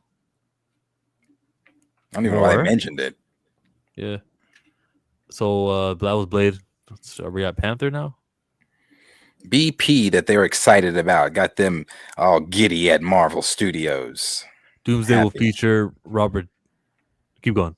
No. I was just saying they're happy. Robert Downey, who's returning for the Marvel fold as the villain Dr. Doom. He's earned between 500 and 600 million over the course of the 7 Marvel movies and 3 cameos, and won't be working at a discount on Doomsday. Neither will Chris Hemsworth as Thor. As for who will be the star of the film, sources say Pascal is not the centerpiece, but does have an integral role. How does that change anything? Why did they just confirm that they paid or insinuate that Marvel paid Robert Downey Jr. $500 million in his time at the MCU? They did. While they've been sued over not paying people. They're actively talking about paying actors less. Bob Iger was just out there during the strikes talking about how they were going to leverage people's homes against them. He said he was going to starve them out. This one individual $500 million. Hey, isn't that what? And Disney supports Israel, right? Interesting. They definitely did pay him that. This deal here says Robert Downey Jr. earned over $500 million during his time as Iron Man in the Marvel Cinematic Universe. Now he's set to make more than $80 million playing Doctor Doom in the upcoming Avengers movies. That's per Variety. Now, another thing came out. Now, this is not per Marvel or anything like that. This is just for Pedro Pascal. That said, Pedro Pascal has starred in 9 movies and shows in the last 12 months and has been paid $30 million in total. Marvel has paid this man more than what Pedro Pascal has done in 12 months of working for 2 films.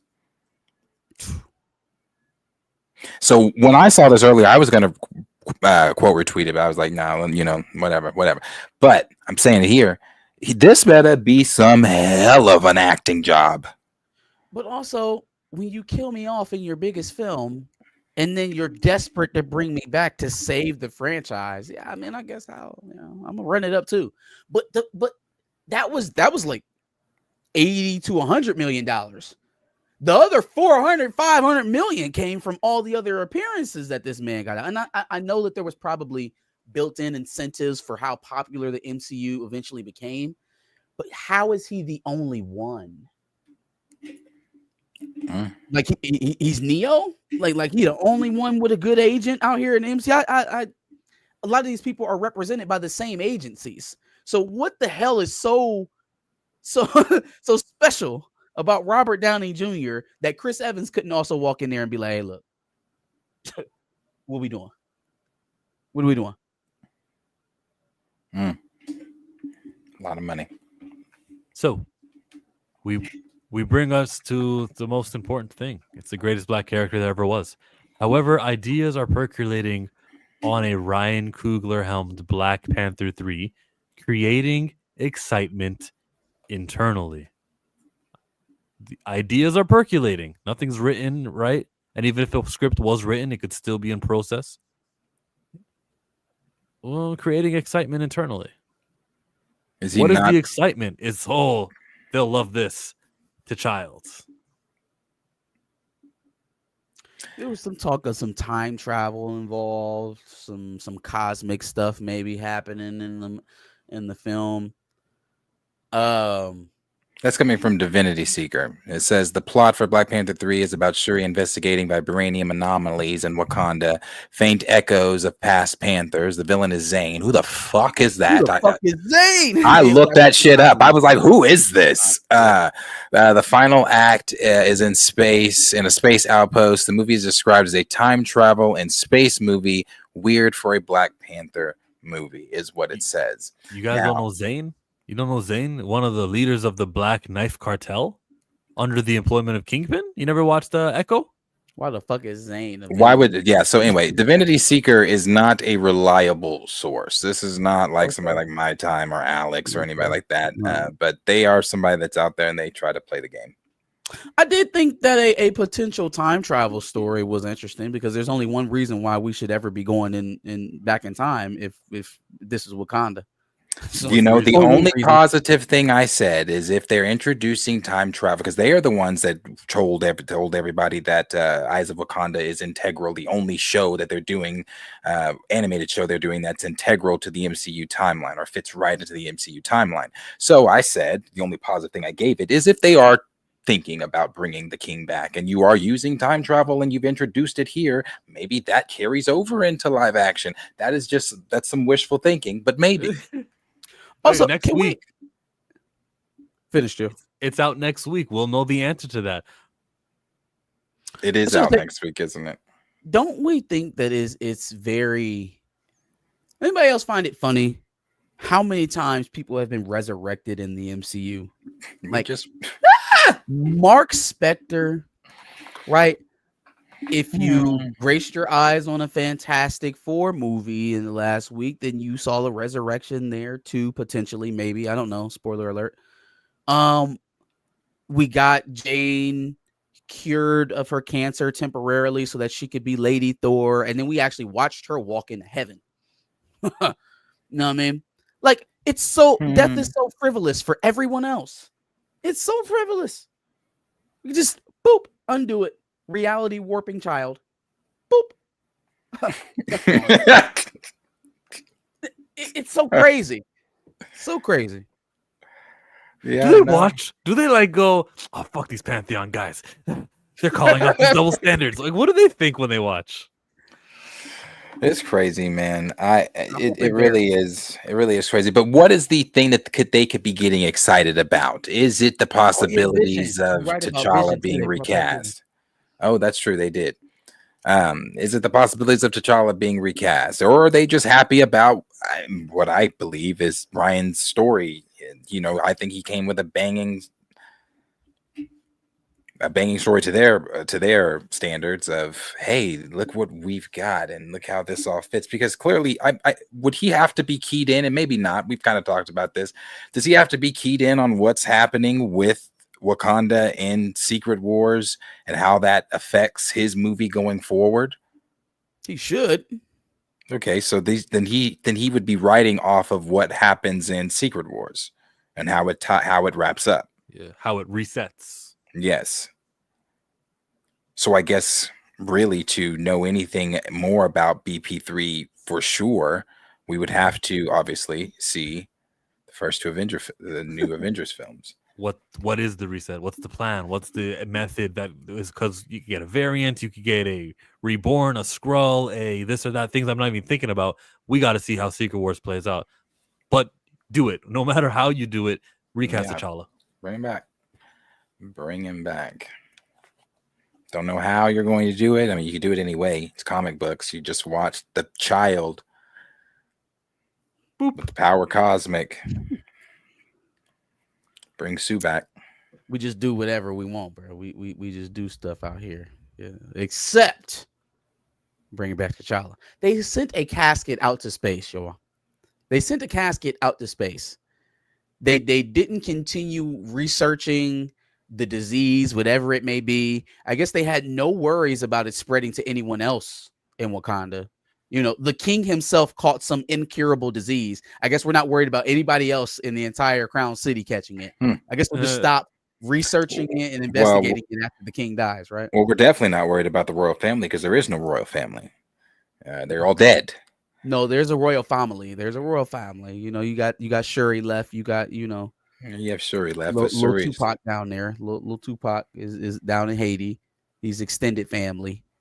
And then, you know, I'm sure there's a cousin lying around somewhere. They can't have just knocked out everybody. or they can, and that's the plan. All the ones that matter. Get these smart talking niggas out of here.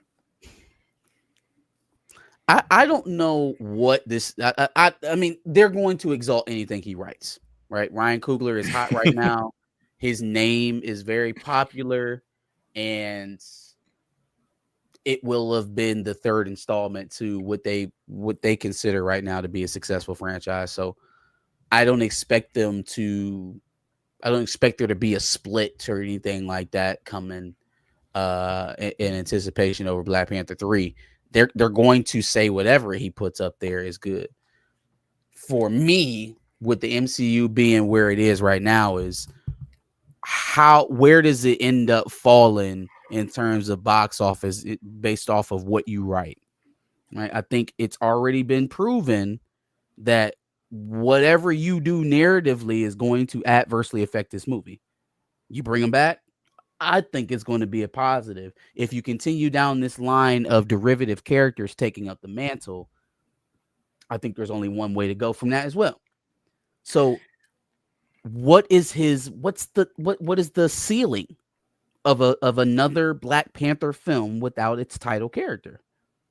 It's got to be less than the 850 they made prior, because the MCU is not pulling in those type of figures even for mediocre films, like even for average films now. An average film is getting you $450-500 million. So, and there's no intrigue of what happens. How do they handle Chadwick Boseman's death for the third movie? Exactly.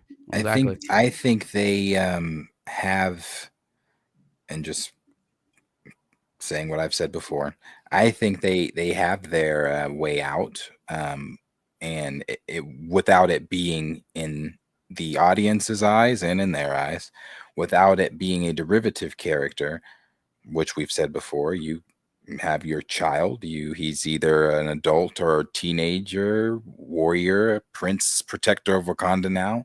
And of course, he's not going to be called Toussaint. He's not going to be called TJ. They're going to call him T'Challa. And if they call him T'Challa, well, then in their eyes, there's your main character, your franchise here, where the casuals fans are satisfied with, and you don't have to use. That's true. They will be satisfied. I think it'll still be derivative. I don't think if they acknowledge that he is the son in any real way. Now, if they just straight up bait and switch it, then essentially we're getting T'Challa. But if they acknowledge that this is the same child, they're going to. We saw at the end of Wakanda Forever, he will be by nature, he will be a derivative character. People will not just separate the kid they saw at the end of Wakanda Forever from this new person that they're seeing on the screen. They will associate them. They will. Now, will they take that new version because it's a male Black Panther and what have you? That's a different argument. But if we're saying that it will no longer be a secondary character just because they call him T'Challa all the time, I think people are smarter than that. I also think I think they would accept this one. Which we've seen online, just the people that were willing to just accept it. But also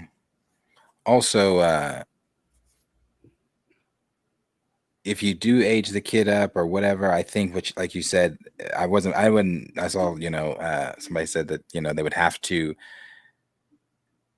you would basically, like you just said, you basically get into T'Challa if they didn't, but I don't think that they would do that. I think that they would acknowledge that he is,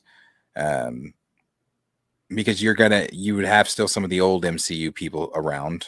Like I would assume, let's say Sam's still there, which I've used this example. Sam's still there, and he does know there's something involved with the Black Panther that he's there, and he's like, oh, I knew your father. I fought with your father. I this or that. You remind me so much of your father, and that's how you like. Oh well, yeah, he's, and then he's like, T'Challa. He's not going to say Toussaint. He's not going to say to Junior. He's going to say T'Challa. You take care. when they do that whole trip down memory lane and they start talking about how much they love, honored, and revered the old Black Panther, that will immediately put people back in the mindset of, oh shit, yeah, this is the new one. This is the new guy, which essentially is going to make him the Black African Cassie Lang.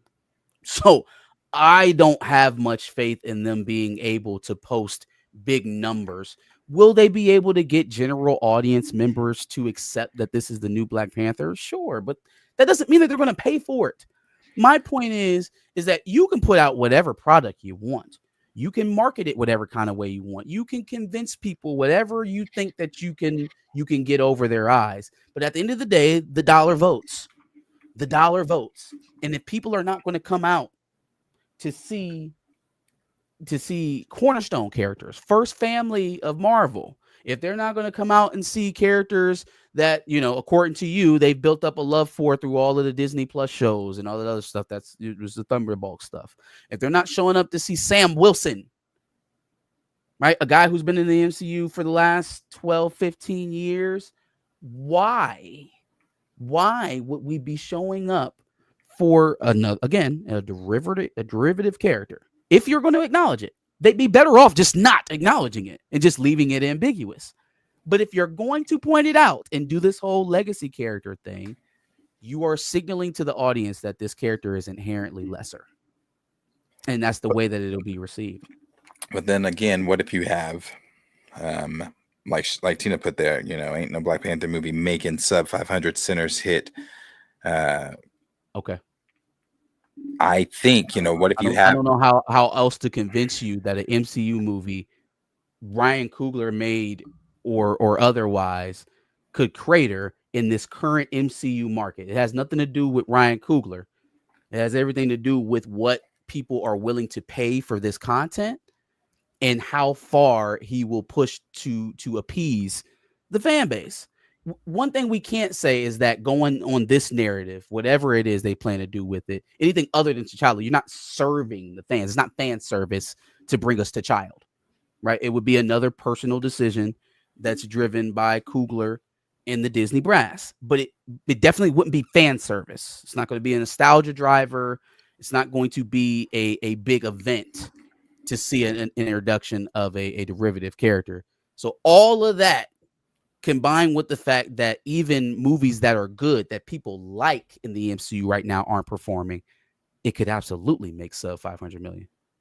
Absolutely. Is it guaranteed? I don't know. Flip a coin, but it absolutely could. I don't think it's beyond failing.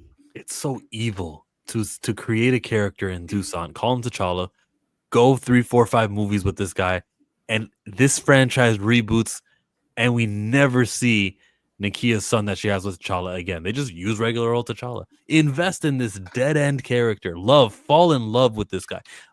Elevate him to popularity of however high they dream him to be. And nothing to see here. He no longer happens on screen. Where are you going to use regular old T'Challa now? It's been long enough. I'm a new Disney producer, or I'm the new Marvel president. I can use the actual T'Challa. I'm not emotionally attached like the way Feige was. I'm going to use T'Challa in my movies in year 2040, 2050. That's the reality of it. And they don't think that way. These are IP, bro. I think that's the way you got to speak to these idiots.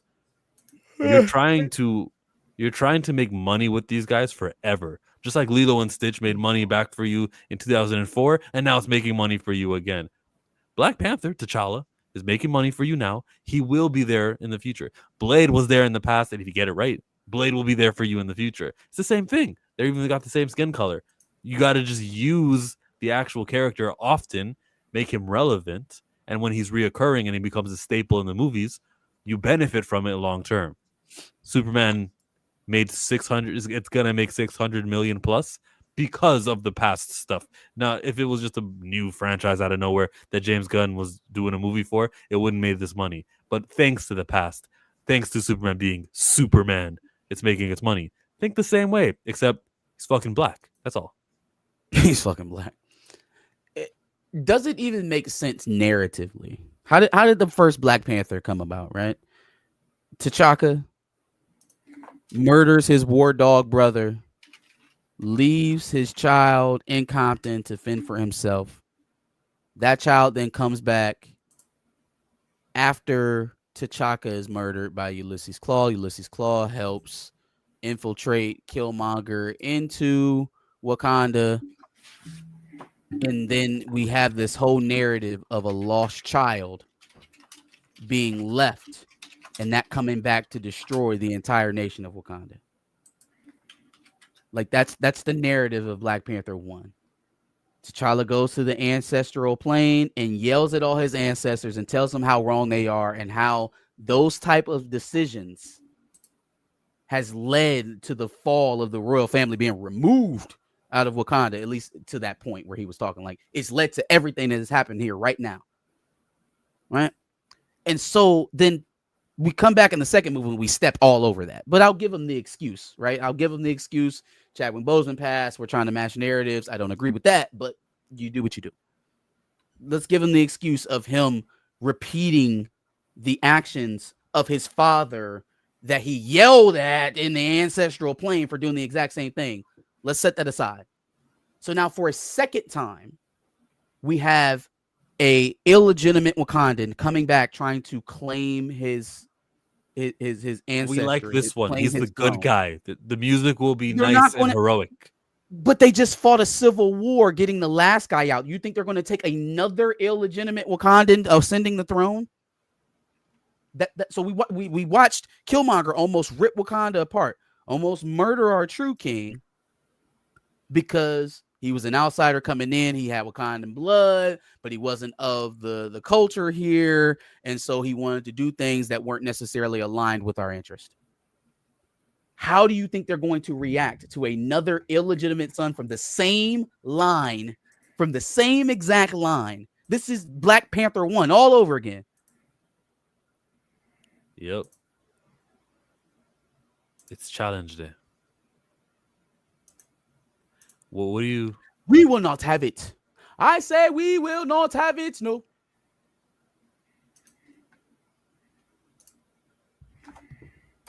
Damson. I just feel like I hope I hope that he values himself.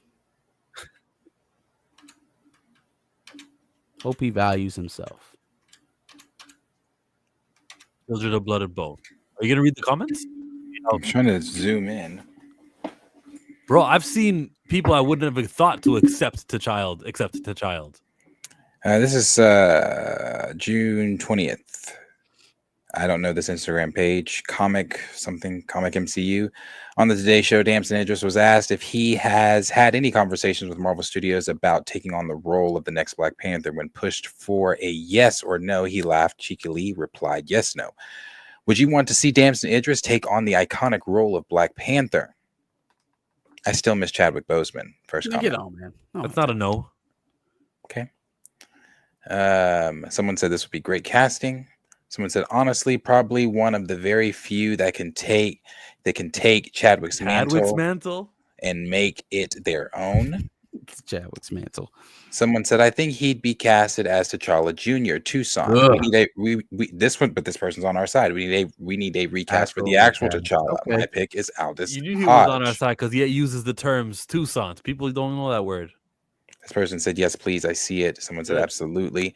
This person said, Chadwick did his thing in RIP. We still need a BP. It's apparent with how bad the last Black Panther movie was. Yes, it was bad. Don't front. So this is a good cast. I would like a retcon and have Michael B come back as T'Challa and Killmonger was a variant or something. He was on his way until that last.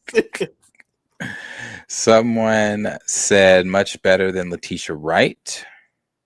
Don't do that. Please don't involve that. Hell yes. Brick by brick. That's a Franklin quote. Let me see. Someone said I wouldn't be mad. Someone said after finally watching and finishing Snowfall, he's got my vote. It's not a masked only Black Panther, right? What?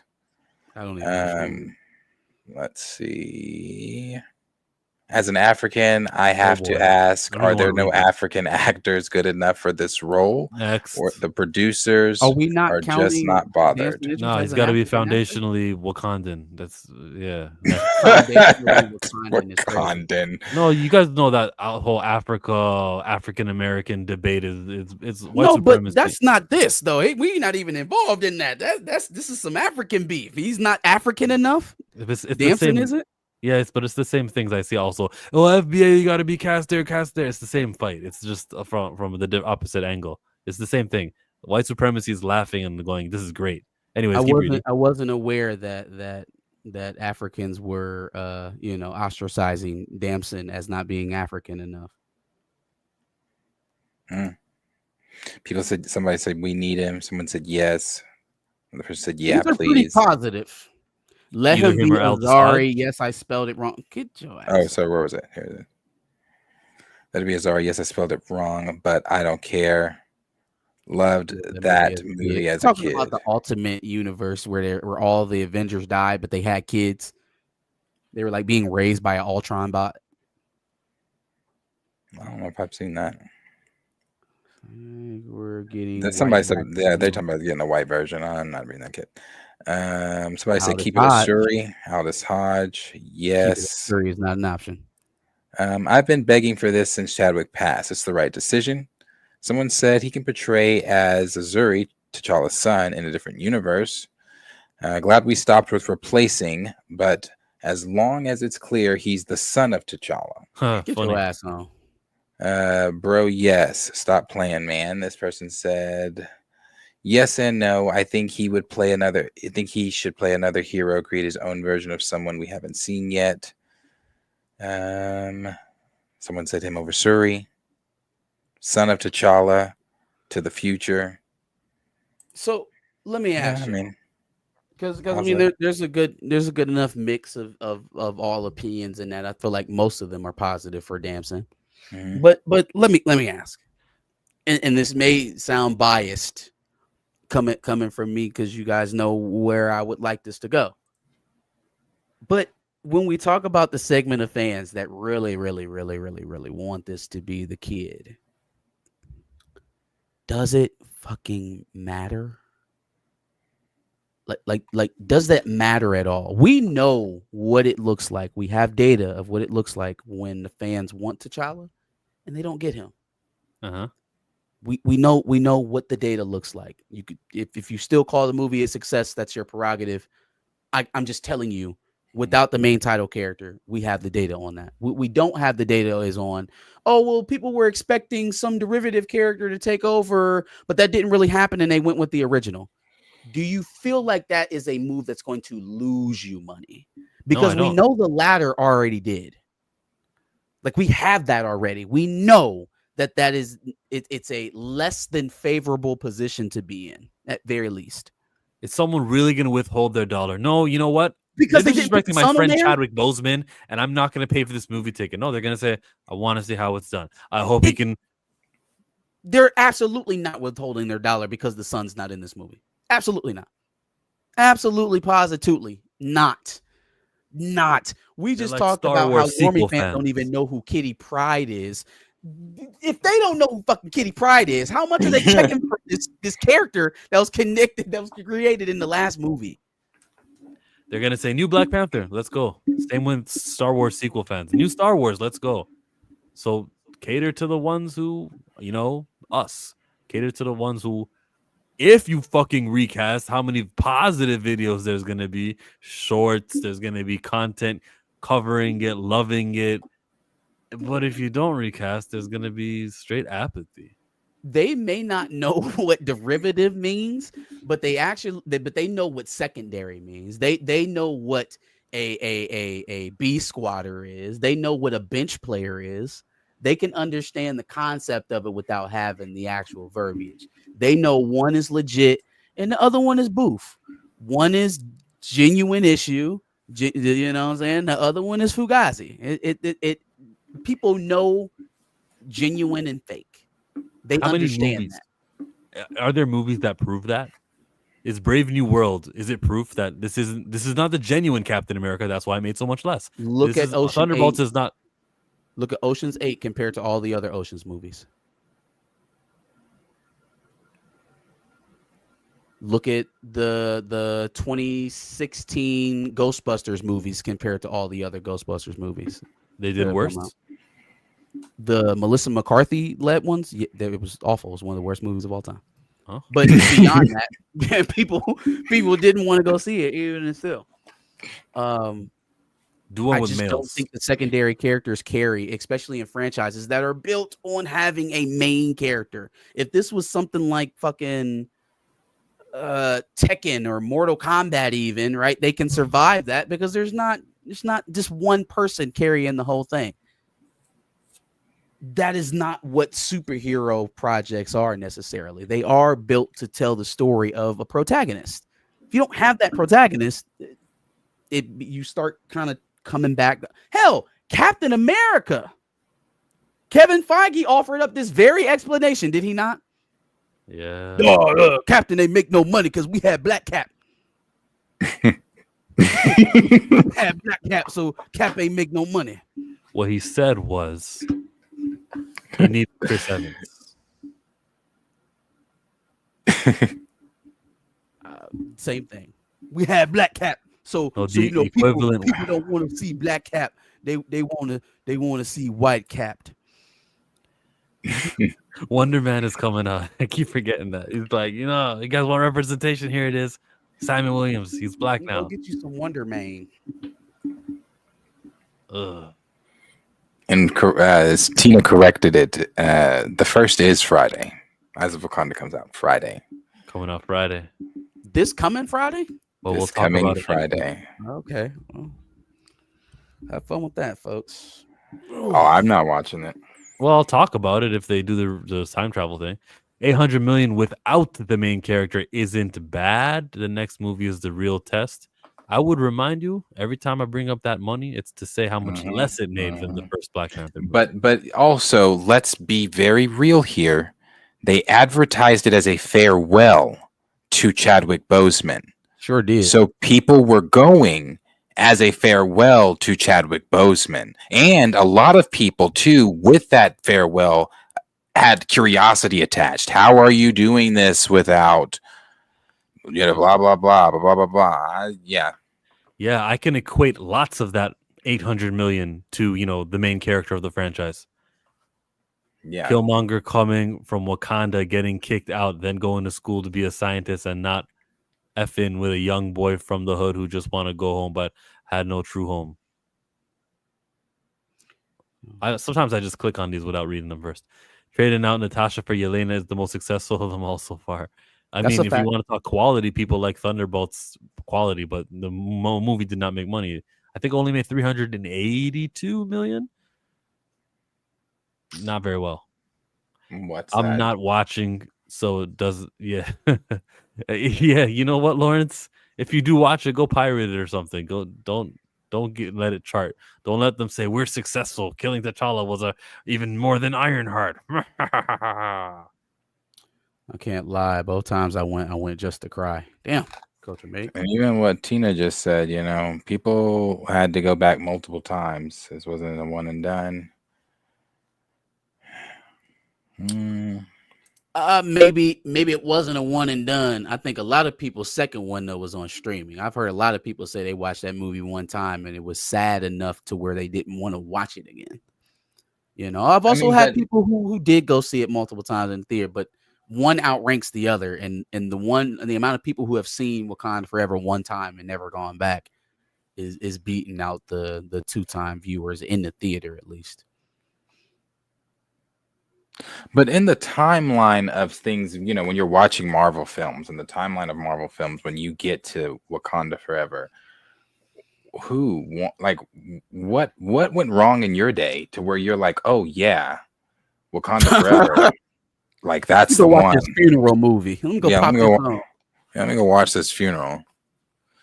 Like that's. Man, I was trying to find something to watch, and I was just like, damn, I want to see Angela Bassett die. Let me go ahead and pop on this classic. Yeah, this is a Marvel classic. That's crazy. I want to go see all this depression and grief. and real world tragedy. Tragic.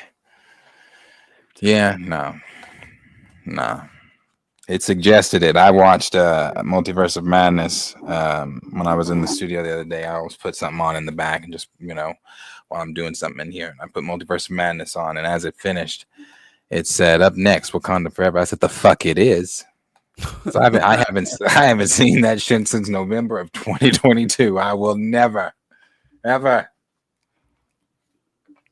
again. But yeah, that's really, they're excited. So what they're excited for, we'll see. As so you putting the pieces together, we know Denzel is in it. Is he playing what we all, the rumor to Chavy? Is that gonna happen, or is he playing someone completely different? He's in it. The returning cast, as far as Letitia Wright, Winston Duke, they're all coming back.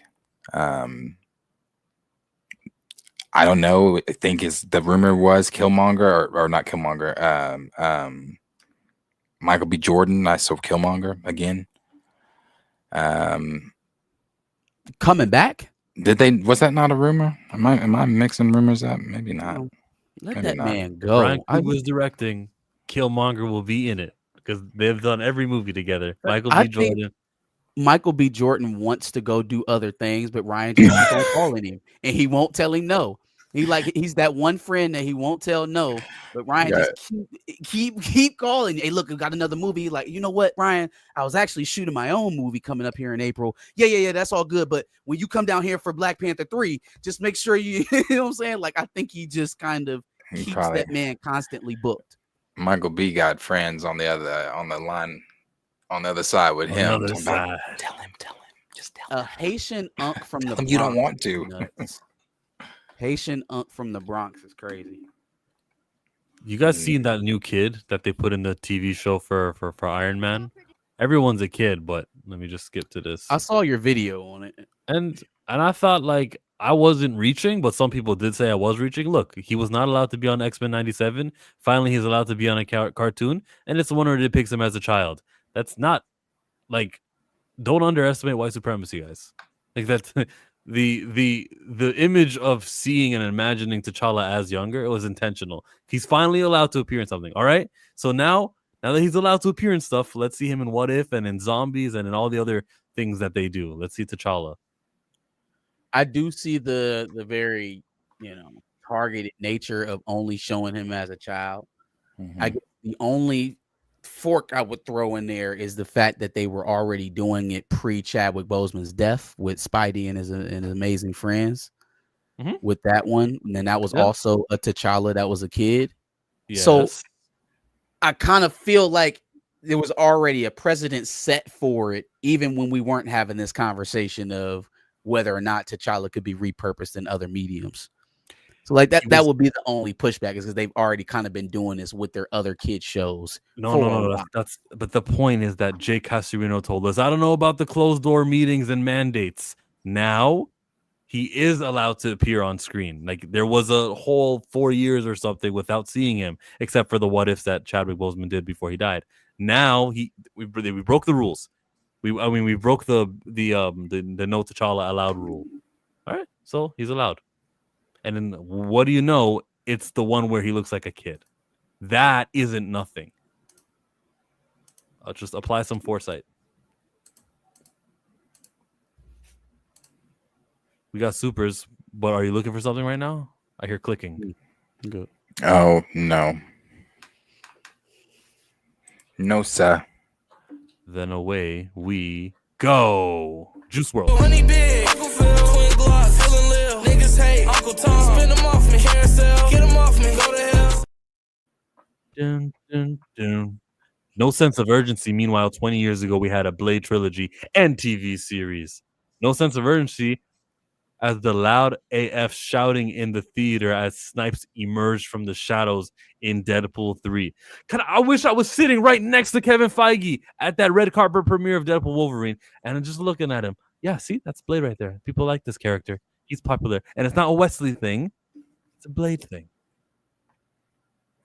I don't know. I did a video over that got over 75,000 views, I think. And there were people in those comments that were very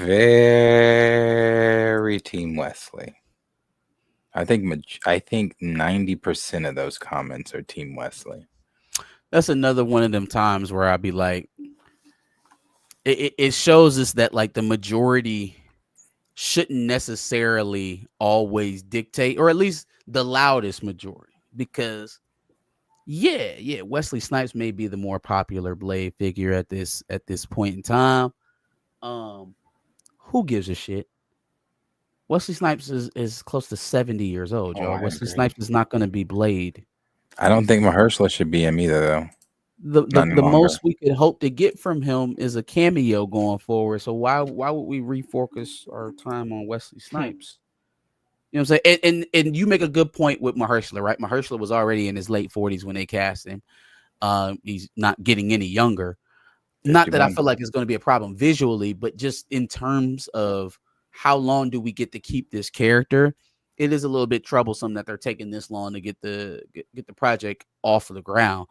The difference to me, though, is that I think going back to Wesley at this point is bad messaging, right? You were very public in the way that you casted Mahershala Ali. Like, this was one of those things that you wanted everybody to know about. It was the 2019 version of Robert Downey Jr. popping out. So to back off of that and to go back to the original guy who's a senior citizen at this point to try and revamp the franchise feels a bit desperate. It's a matter of urgency. If they want to do it, they'll do it. Blade and had a movies and a TV show. Michael Nemo's right. It's true. Just for you, Marcus. Can you feel it? Can you feel it? Can you feel it? My God, he stunned him. Can you feel it? Stone Cold and the dad jeans. Can you feel it? Disney, guys, we can't bring T'Challa back. Also, Disney brings back Tony Stark. Scarlett Johansson's coming back also to play Black Widow.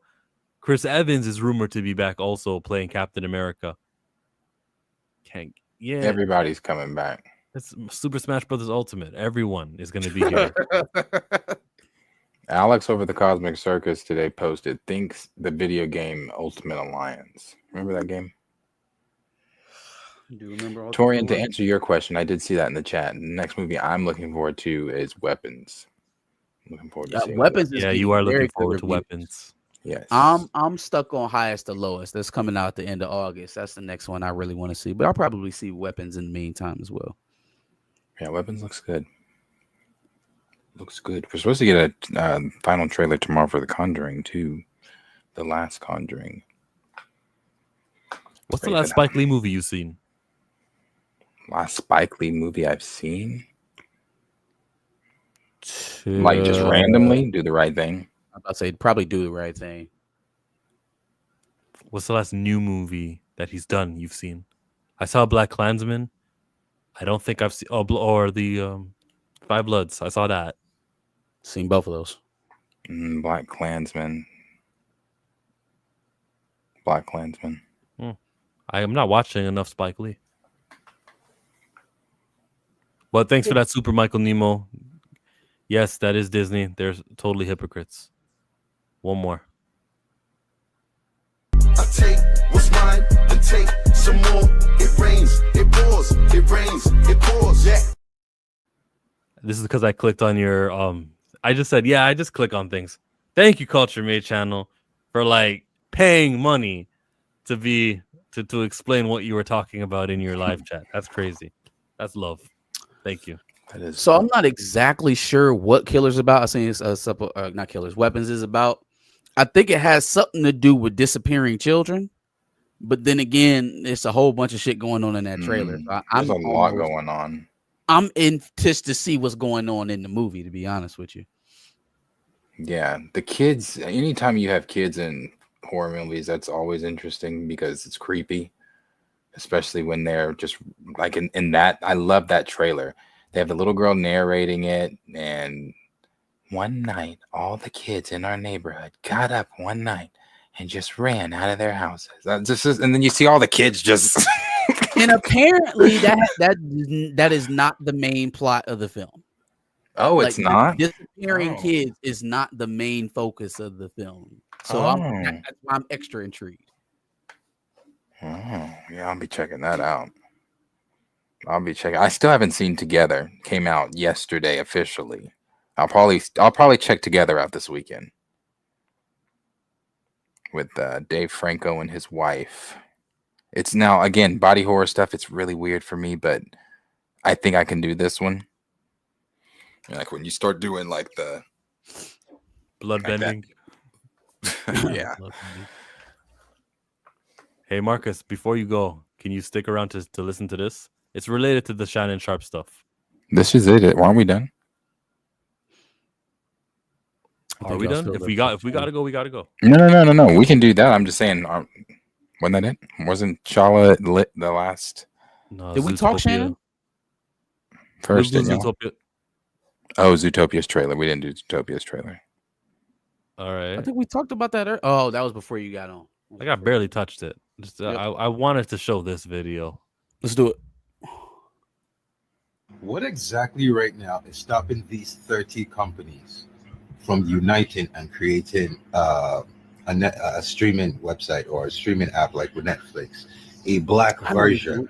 These 30 companies, their owners collectively have enough money to get together and build a streaming platform. They have enough money to. You can't even see it, but like the point he was making, it's got a picture of Oprah and her streaming, her company. No, fuck Oprah. Oprah ain't about to do that. Ring Hill, yeah. Oprah you can take Oprah out this list, and it would make it infinitely more realistic for everybody else involved. Michael B. Jordan. Yeah. You see 50 Cent's part of it. There's a whole Spring Hill. Yeah. With Braun, right? Yep. Spike Lee. Everyone's kind of independently doing their own thing separately, but take it from the Pantheon, which is three of us who have combined and grown an audience and benefit from it. You guys could do the same thing if you just figure out the business aspect of it. But there could be a channel where a guy like Shannon Sharpe can lose his sports media, deal, but have a sports channel which is not just players owned, but black owned. Like he can have that. And that there's no reason why that shouldn't, at this point, 2025, why that shouldn't already exist. And there you go. Shannon Sharpe gets fired, and he's hopeful to make money off of YouTube. And what Cat Williams gave him, maybe he'll get again sometime next year. You don't know. Lightning doesn't strike twice usually. He has to go independent, but there should be a body of like public figures all working together, like united in owning and promoting, and just everyone should be on the same page. I think Streamer University did it. They all got together, but it's not happening in Hollywood. I think that's all. Thank you, Marcus. I think this is a much wider conversation. I think if we were to have this conversation, just because it dives deeper into like the conversation of black folks being able to get along and do these type of things together. I think you have a lot of jealousy in some instances. I'm not saying there's not jealousy in the white communities or other communities, but I think you have a lot of jealousy in instances where, somebody one up in somebody else or whatever. That's why, like in for example, Oprah, you put Oprah in that, they got Oprah in that. I wouldn't want to play in the same sandbox as that dirty fucking bitch. She would stab every single one of them in the back.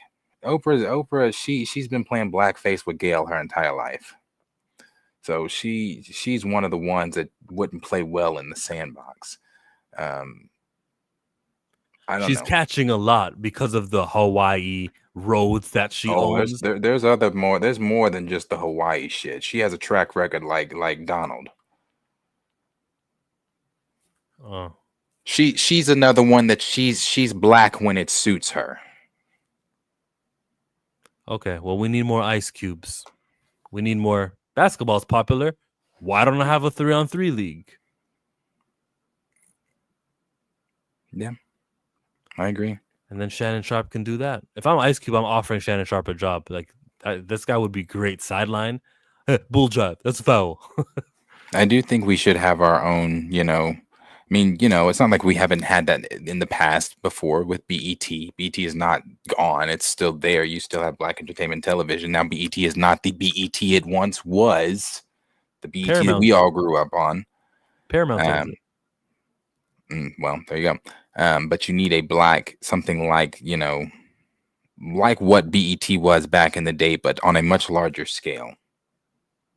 Because back in the day, I don't know if it was just me, but for those of us that grew up on 106 and Park, AJ and Free wasn't more my time. I remember AJ and Free. That was more my older cousin's time. My time was more Terrence and Roxy. But coming home to BET's 106 and Park every day, having that just excitement to be in my living room with them by myself with the studio, like it was just stuff like that for the black community to have, like. And then you have what Tyler Perry's doing, because even though people have their opinions about Tyler Perry, I love what he's doing with what's his network called, whatever it is. You've got all those black shows. You got the Oval that and I don't watch any of them, but you have them going, is what I'm saying. You have all these black shows going. Now, if you could find a way, I don't watch them for my own personal reasons, but if you bring in,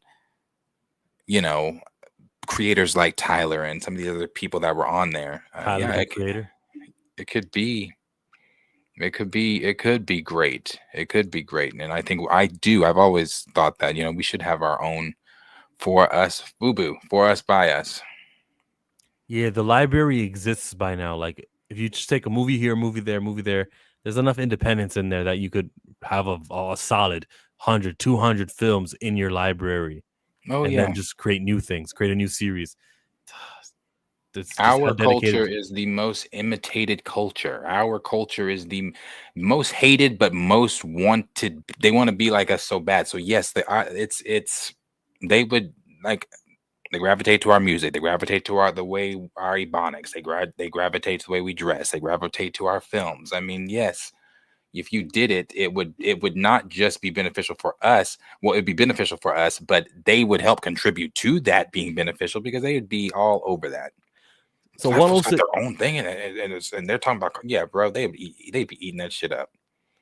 The address is 106th Avenue and Park Street or something. It's an intersection. That's why they named it that. There'd be no rules if, like, on 107th and Park, you have a studio there and make your own show. That's what I would do. Then you don't have to pay who owns the rights to 106 and Park. Yeah, like Caliber said down there, BET used to be authentic. It changed dramatically. With the game. Do you remember when the game was on BET? I do remember when the game was on BET. That's what got me into the game, because the game was on a different network before BET. CW. CW. No, was I watching the game before CW? I don't know. I want to say maybe I was, but maybe not. Maybe it's when they started playing all the episodes on BET that I got into it. But yeah, no, the game was one of my favorite shows. And then, of course, that final season when they stopped, Tia wasn't in it and a lot of folks wasn't in it. It was like, no. But no, the game was the shit. It was the shit back in the day. Tasha Mack was that bitch. It was the shit back in the day. Let's pretend you were the president of BET, or you had your own black channel, not BET. How would it go? Like, what's the nighttime slot? What's the daytimes? On Sundays, is it church? Like, what you got? I would do the way BET did on Sundays. You start, I think until 12 or 11 something. It was, you had Bishop Bobby Jones Gospel Live. You had Sunday's Best. You had some of the other stuff going on. At night you had movies. I liked the authentic, what Caliber was saying, the authentic BET formula, what they had going, I think worked. You had movies playing, you had music videos later at night. You had, I think, sometimes music videos in the morning. Of course, 106 and Park was that evening, or that somewhat evening time show. Till 7:30 Eastern. Yeah. Evening time show, and then you had the movies coming on after. I don't know. I'd stay with that. Yeah, but they never really had like shows, except for the game. They never really had that sitcom or that drama or that come every week. They didn't have that. They did not have that. Was House of Pain not on BET, or was that on something else? TBS. Oh, it was on TBS. That's true. But it eventually got to BET. I do remember it's coming. It did get to BET, yeah. See, and that's another like shows like that, because those early days of House of Pain, again, say what you want to say about Tyler Perry, but those early days of House of Pain were good, bro. Those were that shit was good. That Janine shit had me that story had me wrapped. I was like, damn, that was some good shit. So if you come with stories like that, come with some creative stuff like that, and you got all those creators together and did shows and had this whole big black. Still negative. It's still negative depictions, but like by then I wasn't tired of it and wasn't sick of it, so it's a different experience. Yeah. Still negative depictions for sure, but the show overall, you had within that negative depiction. I will defend it though. Within that negative depiction, you had core family values. You had Curtis as the head of the household in the household, and chief of the fire department. You had Ella, who was a great mother, great aunt and mother to what was her son's name? Not CJ. CJ was the nephew. Curtis? I don't remember the son's name. But she was great. And then you had CJ, who was a great father, another black man in his children's life. And then now you had the story with Janine. But overall, you took some good with some of the bad. Lance Gross, yes, played the son. But yeah, and then you had Meet the Browns, which wasn't as good, but or House of Brown, whatever it was. Meet the Browns. It was Meet the Browns. Yeah, Meet the Browns wasn't as good, but House of Pain, that was some of his best work. BT had videos they would play. They would not play like How I Can Kill a Man, but then we end up getting I Ain't Got No Panties on the dance floor at 7 p.m. BT also had news. I never watched those news segments. BET is the reason the reason I detest Baby Boy. And I do mean detest. That was their go-to. They played that. If it wasn't Baby Boy, and I don't detest ATL, that's one of my favorite movies. If it wasn't Baby Boy, they were running reruns of ATL all the time. And it was like, damn. There are so many other movies y'all could be playing. I thought it was Hot Boys. For me, that was the one that we repeatedly had on, the one with Snoop. No, I don't. Well, maybe that was a Canada thing. I don't know. But here, it was always Baby Boy. It was always Baby Boy. Baby Boy was always on. That damn opening with him in the womb. And then ATL. Give me my necklace back. Nowadays, they better put Ianu. They better put some of that happy, Sagwa, that one. That could be a morning block. Him, the Black Avatar girl. The Black Avatar girl from Seven Havens, No. Pavu? Puva? No. Hot Boys points for that brother. Boys in the Hood is my favorite of all of those classic 1980s and 90s. It was the first one too. That one was great. Boys in the Hood is great. I'm trying to remember which one. What's another one they played? But see, when they played them too, it was always censored. Everything was censored with BET. That's another reason I didn't like watching movies on BET, because it was always cutting out good shit. Oh, in ATL. I told you, yes, they love ATL, bro. When they said, you didn't get no Cuddy? Yeah, yes. I got no Cuddy. Yes. Another one they really liked was Roll Bounce. They liked Roll Bounce too. They used to play Roll Bounce quite a bit. Yeah, but Roll Bounce was cool. I like that movie. Roll Bounce was cool. I loved that movie. I really did like Roll Bounce. How do I have all these super chats and all these dancing, but none from Roll Bounce? We'll get on that. Yeah, Roll Bounce was that is true. You ain't got none from Roll Bounce. Roll Bounce was a good one. They didn't really play white chicks a lot because, again, the censoring. White Chicks wasn't really one they could.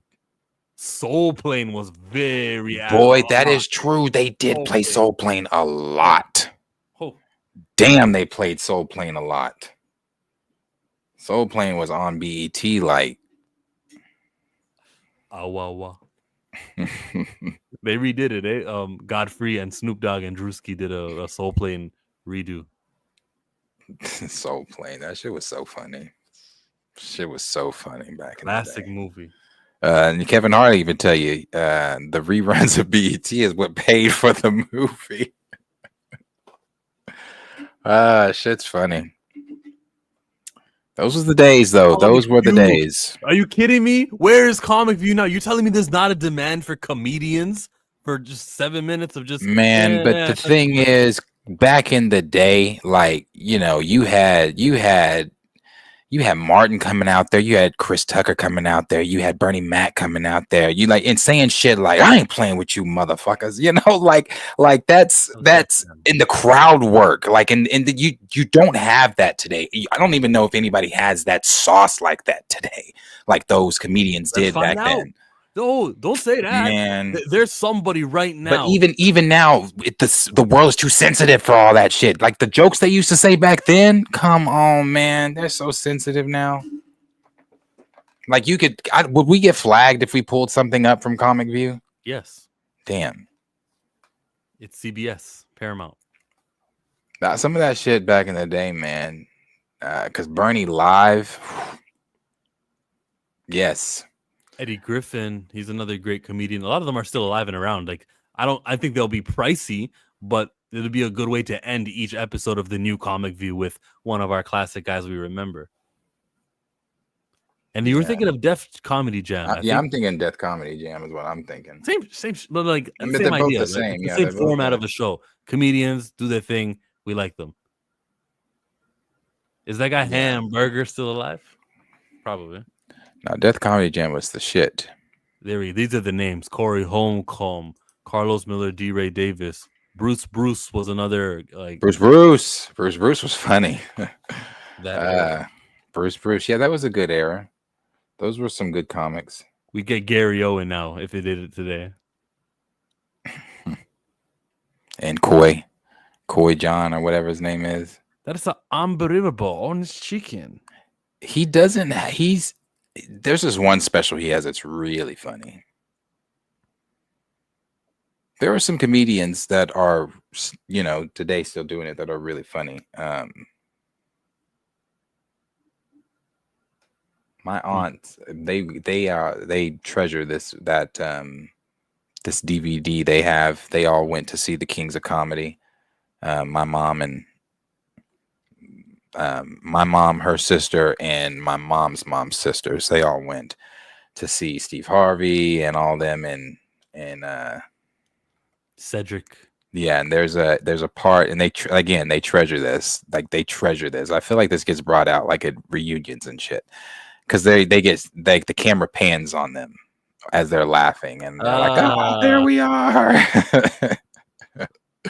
It's like, yeah, they treasure that shit. But you know who's solid currently right now? Josh Johnson. Do I know him? Maybe his face. I'll put it up on screen. That guy? Please make it loud. Yeah. Yeah. Some of his older stuff is really, really funny. Yeah. I saw him one time talking about Jonathan Majors, and he was retelling the story of him getting chased. You guys need to watch that. And just when he pauses, he'll be like, and that's when and everyone's laughing because we know what's coming. He's good. I saw him explain the Drake and Kendrick Lamar beef.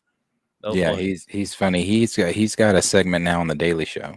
Yeah, I saw his first time on the Daily Show. They're like, new correspondent Josh Johnson, and I don't know if everyone was his family member, but people were so happy, and they kind of like gave a elongated applause for him. So it's good to see him win. Yeah, because he's like I said, I found him during, was it COVID that I found him? I think doing stand-up stuff. Yeah, I was watching a lot of stand up but I watch stand up sometimes like during my workouts. Like when I'm working out, I'll put stand up on. And you laugh? It Oh, gets I'm me through my different. workouts. I'm different. I see. I watch YouTubers. I do that too. I watch reactions a lot. Like normally, I'll watch a good Cinema Pals reaction to get me through a whole workout. I'll watch the YouTuber shit talking. Oh no. That's my workout. What? I'm not here trying to laugh. I'm not here trying to. No, shit. 30 minutes on this treadmill.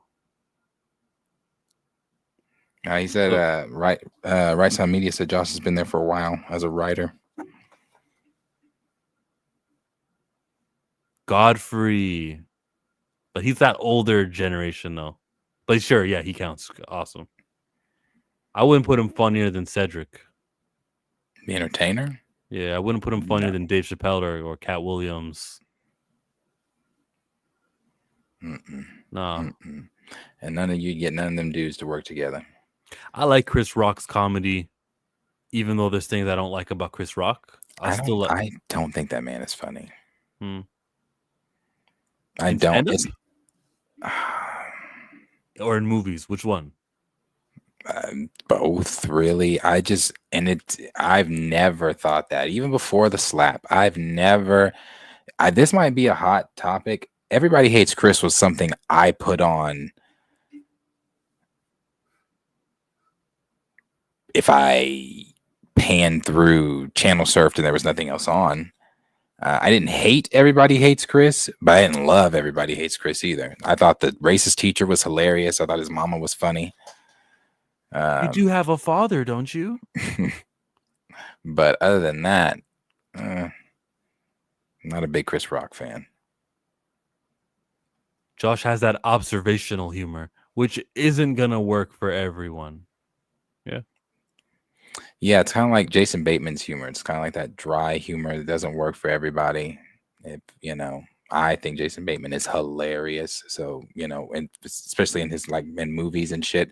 Ozark, he maybe is not supposed to be funny, but he's hilarious. It's just because of how he approaches situations and serious moments, and it's that dry humor. I love everyone's giving their Chris Rock takes. What did I start? Stamina. Chris Rock has an era when she was damn good. Then he became a parody of himself when he was damn good. Oh, since we're talking she and he, I had a this or that ready about Martin Lawrence playing Shanae, and then Martin Lawrence playing Big Mama's House. But I was like, no, Shanae wins that, and I couldn't. Yeah, use it. But you should. Okay, so you could do Martin Lawrence as Shanae from Martin, or you could do Jamie Foxx as what was her name? That's why he lost. See, we don't even know what his name was. No, damn, the chat automatically knows. No, what we I'm do talking Medea. about, though. Medea, Tyler Perry, Medea, this or that. That was a good one. Over Shanae, I still think Shanae hits it. Over Medea, I still think Shanae gets it. The arguments between Shanae and Gina, or no, I'm sorry, not Gina, Pam Malone. Like when Wanda, thank you, Wanda, when where they had to borrow that money, and Gina said, Gina, if you one more time. Oh, that shit is funny. It's Shanae every time. Yeah, Plant Poppy. I don't think this one's debatable, bro. Unless someone of you guys have one that's better than Shanae. There's not one better. A man who dresses up as a woman. I don't care, Mr. Doubtfire, anything. That little Avatar: The Last Airbender. You gotta go to work on Myra's feet. And Myra said, ooh. Oh, that shit is funny. Martin or Fresh Prince? For me, it's Fresh Prince, and I know that some people might be like, "Oh my, no, it's Fresh Prince for me." I put the song for Plant Poppy, but yes, Fresh Prince for me. I did not watch Martin. I probably seen 10 episodes of Martin in my life, and that all came post 2020. Yeah. Wow. I think my Martin stuff really comes from my older siblings. That's where that's where I started watching it. Being younger, they watched it, and then of course I was watching. But for me, my go-to, being I guess my age, was more Fresh Prince. Yeah, it was more on TV than Martin was, at least where I am at. It was definitely more on TV because Nickelodeon here, Nick at Night, they played it all the time. But my all-time, I don't know if I've ever said this, my all-time, I mean, no show comes close to this for me. My favorite show of all time is Boy Meets World. Boy Meets World is one of the absolute best and complete shows because it takes you from them in elementary all the way till marriage, and you go on this, and it's a canon story the whole time. Like, you go on this journey with these characters, and you cry. Boy Meets World is one of the best shows ever. 100%. And then the last episode, you're dismissed. Man, tears. Class I just heard Sean Hunter. What's his name? Sean Hunter, his girlfriend. Mm-hmm. She was like, I wanted to be part of that scene, but they wouldn't let me be part of that scene. That was wrong of them. They needed closure. And I think she's wrong and she's right, because she was a main cast or an important enough person, but just a classroom wasn't your classroom, so you wouldn't fit. It wasn't. That's the thing. She wasn't really in Mr. Feeney's class. We didn't meet Angela until they were in college. Yeah. Or did Angela? No, yeah, we didn't meet Angela till they were in. Did Sean meet her in high school? She wasn't. No. She didn't come until they were in college. So, like, would you like start this scene with her, and she could be the first one to leave? I'll leave you guys alone. And then you were there. Thank you. No, Angela. they did it right. Angela didn't need to be there. She didn't have the connection with Mr. Feeney that they had. They grew. Feeney followed them from elementary to middle school to high school to college. She met Feeney when they were in college. You know, the actor is still alive right now. He just wasn't part of Girl Meets World, except for the first episode. Yeah, the first episode. Girl Meets World was ass on the ground. But yes, that first episode, and they tried to pull it in, nostalgia with having, it was just too campy. It was so cheesy. They tried to pull on nostalgia so much from the original that it was just so campy. And I hated the little girl that played their daughter. She was so annoying. She tried so hard to be like a blend of Mr. Feeney and Corey. I wanted to punch her. I was like, oh my God, this show sucks. And it's a mockery of what Boy Meets World really was. This is so sad. I wish I had a Mr. Feeney. Yeah, we do. I wish I had a Mr. Feeney. Mr. Feeney was great. Like the metaphors he always used to help teach Corey or any of them, but really Corey, it was those fence lessons that were some of the best lessons, bro. Like, say what, I don't know, I saw Cornelia saying snooze, turn the channel, turn boo you. That was one of the best shows. Those fence lessons that Feeney gave to Corey, like when Corey went over to him and talked about when it was Topanga trying to move. Yeah, when Topanga was going to move, and he said, you see this, he gave him the flower metaphor. Great, bro. Great. Like, love that show. Sister was fire as fuck too. Don't get like, that was one of my shows too. Sister Smart Guy should have gotten way more seasons than it got. Smart Guy is under fucking rated. We don't talk enough about Floyd Henderson being one of the best TV black dads around. Like, yeah, bro. Like, that was my shit growing up. All of that shit. That shit. The Hendersons, right? The Hendersons. Topanga was the first white girl that was thick. Topanga or Pink Power Ranger? Topanga. Amy Jo Johnson, baby. Yes, senior year she came in. LMAO, I didn't even give it a chance. Really? You should give Boy Meets World. You should give. If you're looking for something, you got some time. You're not wasting it. It's culturally relevant. Boy Meets World is okay if you got some time. If you watched Lost, if you saw Prison Break, if you need something, Boy Meets World.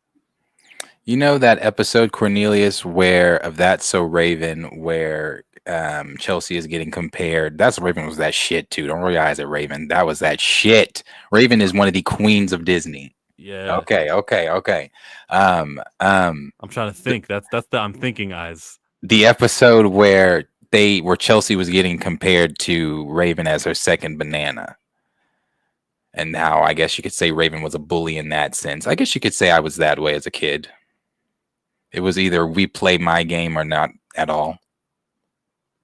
You're the type to take the ball and go home?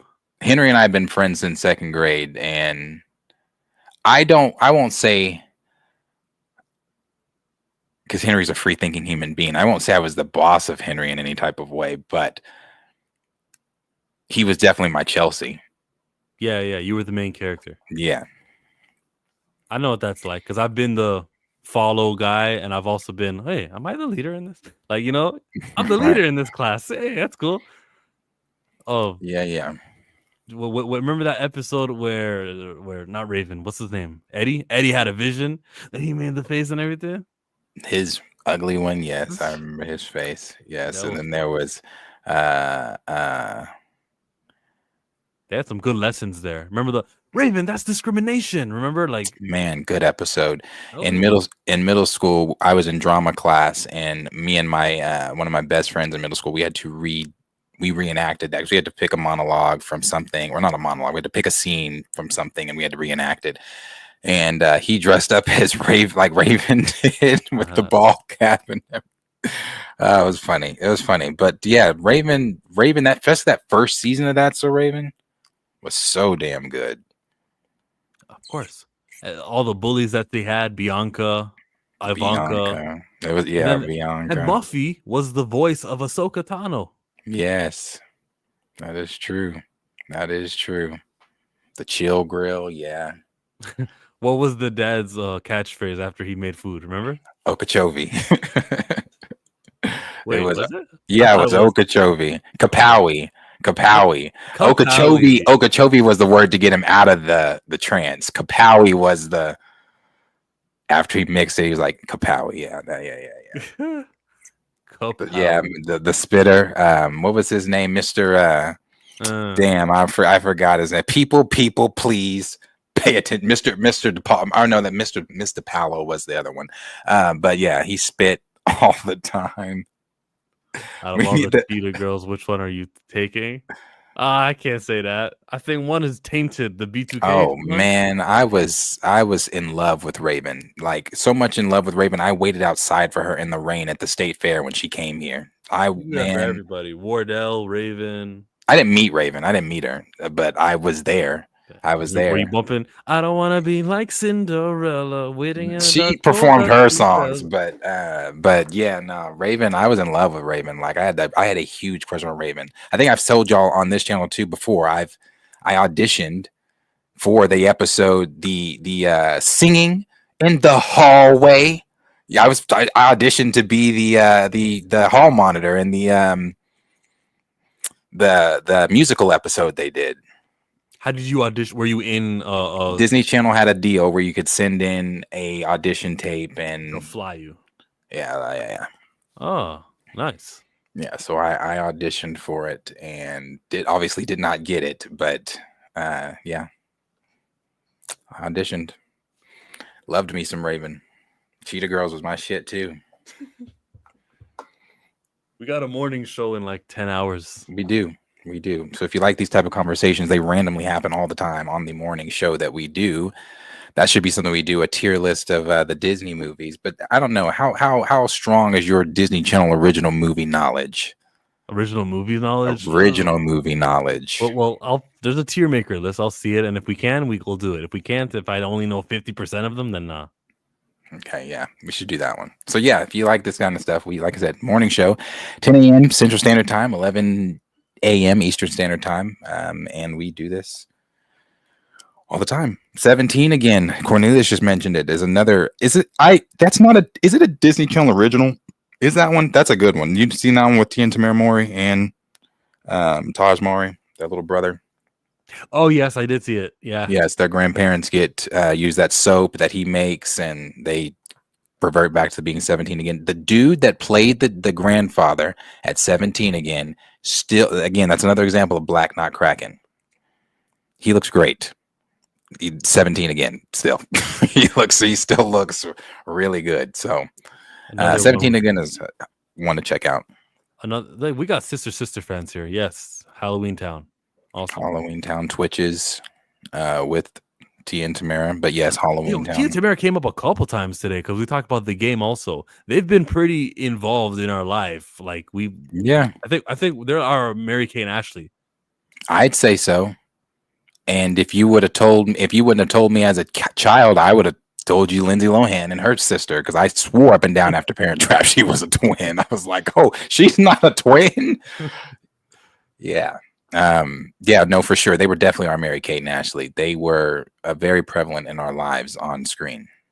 I don't know what you're pausing. Whatever we said, we apologize. Oh, I'm sorry. I don't know what I said either. Yeah, no, they were very prevalent in our lives, not just on their show. They made appearances in other Disney Channel shows as well. That's different people. So yeah, very much. Hannah So when Montana was cool. Larry the Cable Guy played Uncle Earl or Uncle Earl. Uncle Earl. Uncle That Earl. was cool. That was like That someone was gonna be was- Uncle Earl. It was gonna be Larry the Cable Guy. That was really the last good era, I want to say. Help me out if I'm missing some. I mean, some shows after that, because you got Sweet Life that's in that era. Sweet Life is one of the best Disney shows. Corey in the House. Corey in the House. Kind of fucked with it, kind of didn't. No. Yeah. The President of the United States. Every time. Oh, America's Angel. That's what they call me. Madison Pettis. What's another one? Phil of the Future.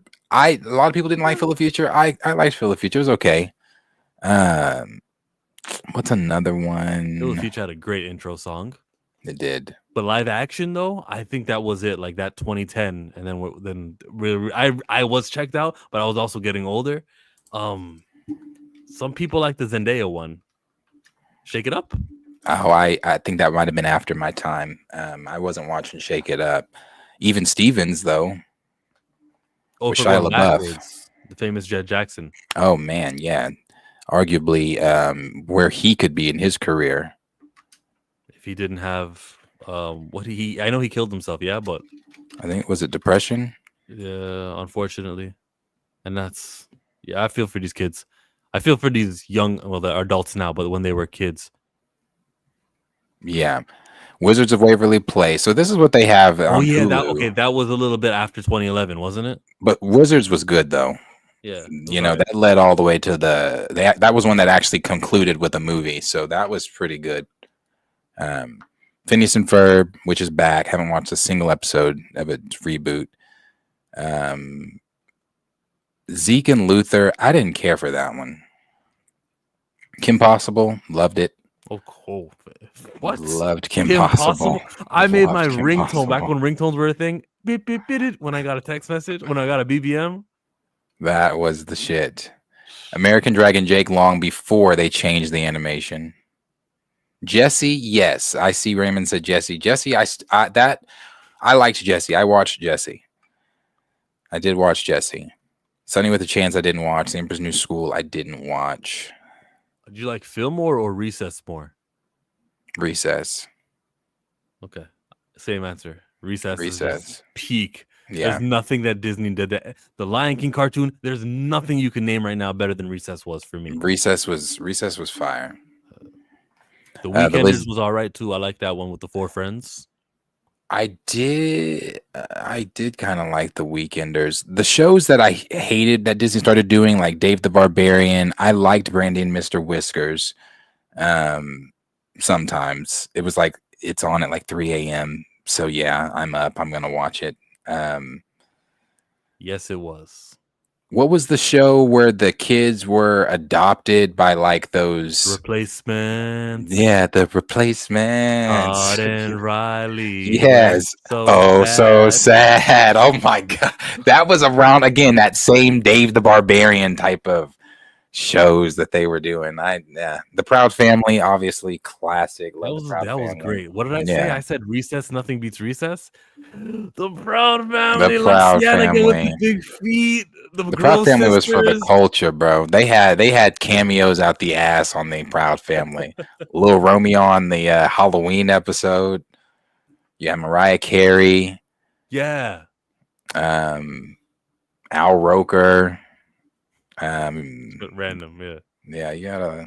The Proud Family was the shit. Family was great. Phineas and Ferb, though, even though by this time I was getting older, I had to tune in. It was amazing. What do you want to do today, Ferb? Perry the Platypus. It was great. There's a reason why it's back. Yes, it was a really good show. Really good show. I liked Phineas and Ferb. Did you guys see Reggie Coos going crazy with it? With the Proud Family intro? Mm-mm. You will now. Farm. The Proud Family audition. Wait, is this old? Ooh, hey, check it. I don't get paid enough for this. Oh, this Reggie. When we meet, we'll always be tight. Family every single day and night. Even when you're like a fool, you know I'm loving every single thing you do. I know that I can always be myself. I love you more than anybody else. After school, you know there's no one I love as much as you. Family, family, proud family. I've heard enough. I've heard enough. Make you scream. Family, proud family, proud family. Don't push nobody. Can you stop? You want to oh my God. Family, stop trying to sing over me. Okay? You sound ridiculous right now. Please, man. There is no audition for the Proud Family today. All right? What? You are 16 years late. What? Oh, damn. Reggie was on a tear. He made the music video for It Goes Down in the DMs. He was in there. He was being himself too, just reacting. Googly eyes. Oh, that's funny. He said you are 16 years late. White. I get that one, Planet Poppy, a lot. I get that one a lot. From there, I get Ricky Thompson. From there, I get King Batch sometimes. Yeah, I get those guys, those comparisons. Reggie's funny. Those Vine days. I think the kid from Family Matters, that's you. What kid from Family Matters? Oh, you're not ready for this. Family Matters cast. He's older now, but he was that little boy. The lighter skinned. The light-skinned, long-haired little boy? Yeah, the curls. With the curls? How the hell? Would that be him? Is that him? Richie Crawford. That would yeah. be him, yes. Yeah, Richie. Family Matters. Everyone say hi to Darius. What? No. That's you. That's Darius, the Aquarius, That's more my right dad. there. That's what he looks like with the hat off. Actually, you can end that debate. Chill saw me with my hat off. Yeah, but 2 I'm not days going to ago. disclose on a live chat what you're talking about. I have no idea. This guy's making stories up. You know, No, if it didn't happen on stream. If it didn't happen with the no, community. no, It didn't happen. No, it happened. My air conditioning just came back on, and because they just fixed my unit, it went out Sunday, and it's crazy. Yeah. Anyway, so with it being so hot, I came on like with just, I think, backstage. Did I have a tank top on? I think I might just had shorts on, and I didn't have a hat on. You had shorts on. Chill didn't notice it. Yeah, I had definitely had shorts on, but I think I only had shorts on. Chill didn't notice it until I reached to grab my hat and put it on to start the stream. But it was off. You got the headset on, and he took off the headset to get the hat, and oh yeah, he's not wearing a hat. Yeah, he's normal. There's no polka dots, so he doesn't have the Avatar Aang, airbender. No, okay. Well, first of all, no, that's not what it was. Not at all. No, we're not there. Yeah, no. We haven't even met in person yet. That's on the list. Once we get a certain place with the channels, we are going to do a meet and greet. Well, we're playing basketball. We're gonna record it, and because I remember you saying how good you were, right? All right, we'll see what happens. Hey, brother, I still can play, but if it came down to like a game of 21 between me, you, and Marcus, I would. Yeah, I'd hate to have to record that and put that online. don't want to do that one. Yeah, but we'll play. Not to 21 though. Something smaller. Do you guys play to 11s or 7s? Like that's the way we sevens. I've done 7s before by but 1s and 2s. We never go to 10. Do you guys ever go to 10? No, it's always an odd number. Yeah. Here by too. 1s and 2s. That's strange. Like how like the basketball culture is the same there as it was here. Like we're just like at individual playgrounds and we're playing the same way. I was so dramatic as a fucking kid though, like dramatic, bro. Like my brother, my second, the one that's older than me, would always we'd always go outside and play basketball. And Garrett was better than me at everything. He's better than me at singing. He was faster than me. He was better than me, and still to this day, better than me at singing. He's faster than me. He plays basketball better than me. Just everything is better than I do it. And that shit, like as a kid, they sent me to my grandmother's for like half the summer. And I came back. It was a surprise. I didn't want to go, but I came back and my room was like, you know, HGTV, move that bus type of shit. Like my bedroom was completely redone. Like my wall was a mural of Kobe, and my bed was like lockers, like locker. It was really cool. My ceiling fan was a basketball goal. It's really cool, really cool. I was dramatic. I went and like took all my basketball stuff off the wall. Every time he beat me, I would do this: take my basketball stuff off the wall and go throw it away. And like, and I'd be crying. I'd be like, "Let's go play again one more time." He'd be like, and my brother was such a taunter. He'd be laughing and be like, "Darius, no, we're not gonna play again." I'd be like, "No, one more time." No, I was dramatic. Dramatic. I know you did not leave an hour ago and then hit us with "Don't play with me." I will post you. I'm not Marcus in here. No. You will find out how tall I am, Marcus. How tall? I feel like Marcus is not that tall. How tall is Marcus? I haven't seen y'all have seen me stand. He's almost 6 foot, according to I'm him. 6'3". All right. You might have an inch on me. That's stamina. Are you tall? I might be that. I might be as tall as you. Yeah, I'm a tall guy, bro. I'm lengthy. Really? I'm a guy. My arms are my wingspan. Palm the ball, come up on Marcus. I'd hate to have to poster him. Darius is not 6'3". Well, what's he supposed to do? I am 6'3". What the hell? Oh, how do we? I've seen him in basketball courts. I've seen him next to people who are supposed to be tall, and he's tall. 6'3".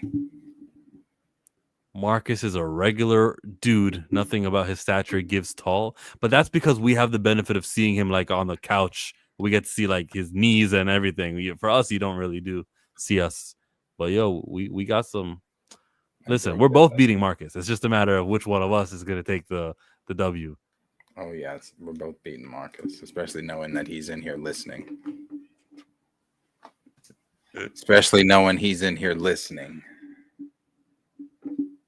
There was something I was going to bring up, but I forgot where we were before Marcus was interrupting. What were you saying? Oh, okay. This is what I was going to say. All right. The basketball games that we used to play. Yeah. 1-on-1, 2-on-2, 3-on-3, 4-on-4. But there's those other. You see how giant this man is? Yeah, brother. I'm up here. Wingspan. Brother.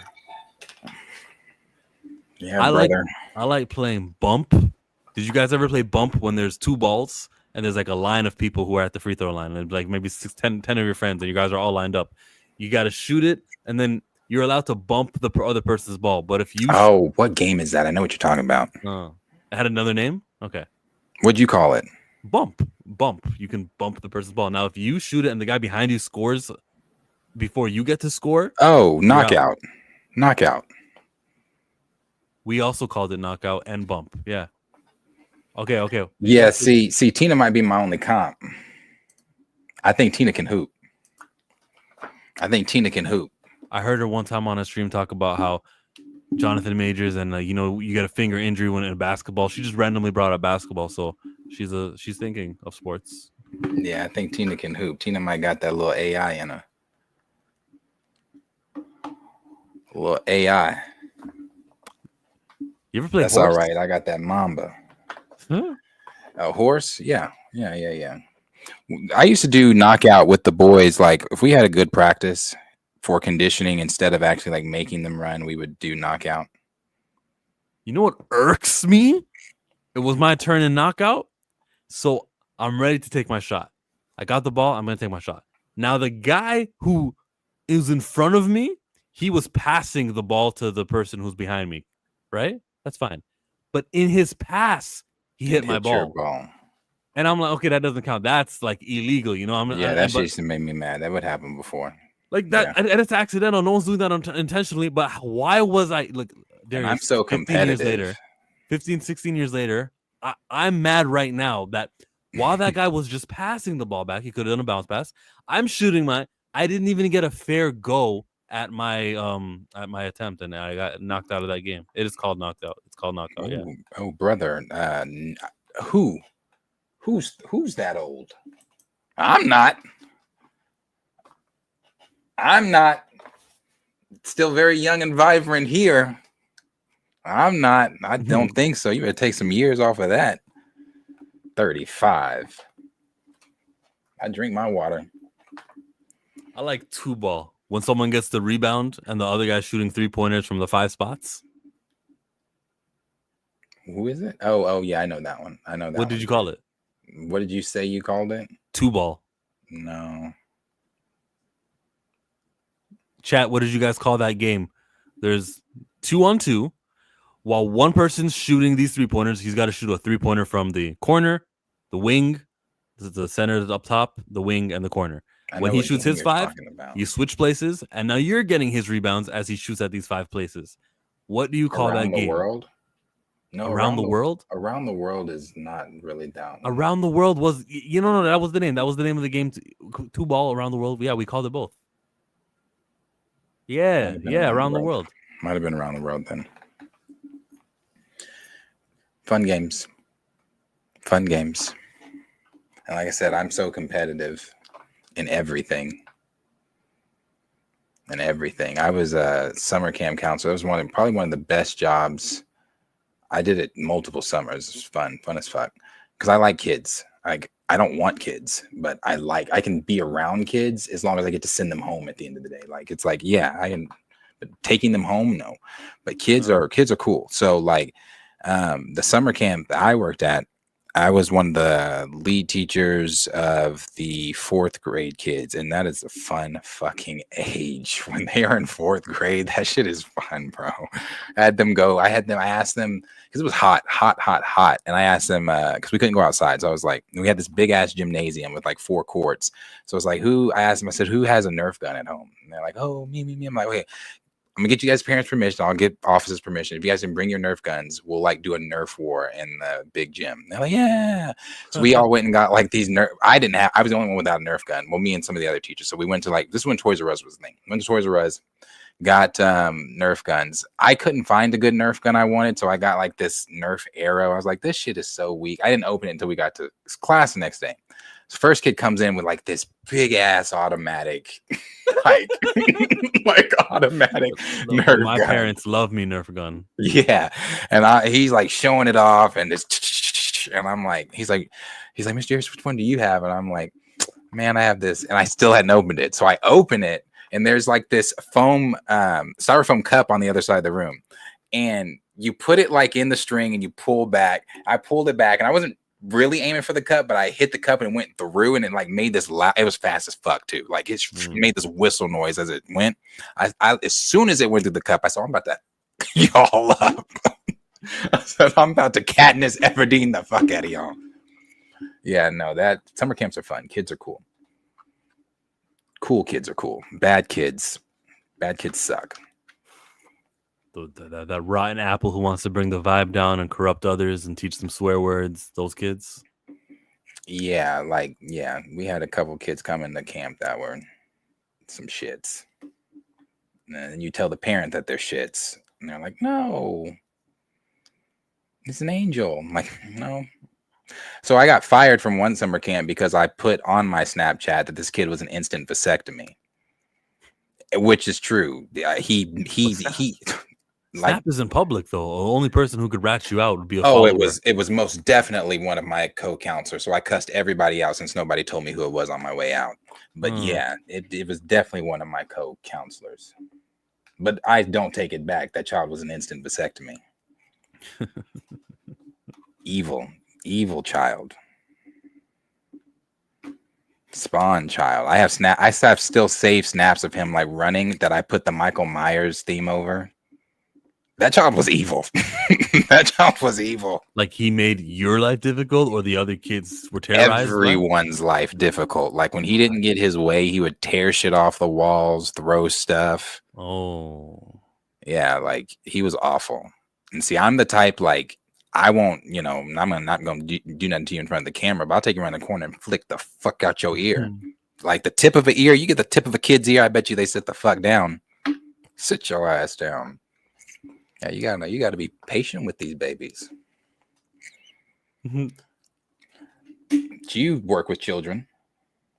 I have in the past, but again, I'll give you that. Yeah, Darius. Yeah. Yeah. See, I've done the camp counselor job. I've had it. That's not much. I'm willing to share with the audience. Yeah. Chill is not so much willing to share with the audience, but I am. I'm an open long book enough for the most point. But I've had that experience with that badass little kid. But you have to remember like the fucking like impression you're leaving on them. Like even the littlest things, like the songs that you select while you guys are like clean version all the way. Like they don't need to be thinking about it's getting hot in here, so take off all your clothes, or whatever, stupid lyrics like that. You got to be selective with it. Go find a Michael Jackson song. Go put "Man in the Mirror" on the bus ride. Like think responsibly with them. Yeah, you definitely have to. When you're swimming, it's like for every 4 kids, they need to have 1 guardian with them in the pool, right? I think I never went on the swim days. Not that I don't like swimming. I like swimming. I just never went on the swim days because the swim days always seemed chaotic. So like we were supposed to rotate as counselors and go on the swim days, but I was always like adamant because swim day was always Thursday. I was like, I don't care, guys. I'm not going. Like swim days are chaotic. These kids are already crazy. We're gonna pop a movie in here and we'll wait for y'all to get back. Nope. No. When we went to the zoo, oh my Lord. On top of it being triple degrees, oof. It was just it was crazy. I was like, no. I was like, my group, gorilla exhibit, we're there the rest of the day. Like it's hot. Y'all are on my nerves. Getting some air conditioning.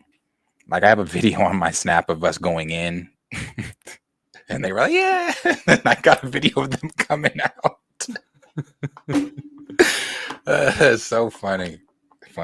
I learned that the zoos, they all rotate their animals, so everyone's got a new attraction. So like the Oklahoma one will probably be doing a trade with the elephants to Kansas, doing a trade with Cincinnati. Like everyone just shuffles over their attractions. It's crazy. Who told you this one? I not only have I been told it, I've seen it. I remember smelling a truck with all the dead, not the dead animals, but like the manure and all of the like animals smelling bad, and it would stop at a red light. I looked inside. I'm like, whoa, is that an animal there? What is that? A horse? Is that what is it? Like it was disgusting. It was like inhumane type. I know our zoo is expanded. The one here. You'll have a zoo. Y'all have a yeah. It's a big zoo. Where do you live in? Well, Toronto. You live in Toronto. Okay. The zoo is in Scarborough. It's in the east. Toronto. Where Drake's from? I guess you could say that. Isn't he from Toronto? Yeah, but there's lots of Toronto to be from. He's from the place where you got a 3-story home, and he's got a very loving neighborhood where crimes don't be committed, and all. He's congratulations to Drake. Congratulations to his mother and the upbringing that she was able to provide him. But he is not. So he's on the ritzy side of Toronto. Yeah. He's unrelatable. So when I remember hearing Kendrick make fun of him and do the voice, I'm like, that's not Drake's culture. Like he doesn't belong. He's a childhood actor. The animals, though, that the zoo that I was going to bring up, they tell you that each of these animals are in captivity, had kids, and those kids are the kids of the ones who are in captivity. Basically, they're trying to tell you if we sent them to the wild, that they would be fodder. They would die in a week. And that's why we preserve, and that's why we keep them healthy. And so that's how they breed all these animals and make an excuse for being able to keep them in captivity. They're actually saving them. That's SeaWorld's Blackfish. Yeah, the Blackfish documentary. That's their thing. That the reason they say they don't want to put any of the orcas back.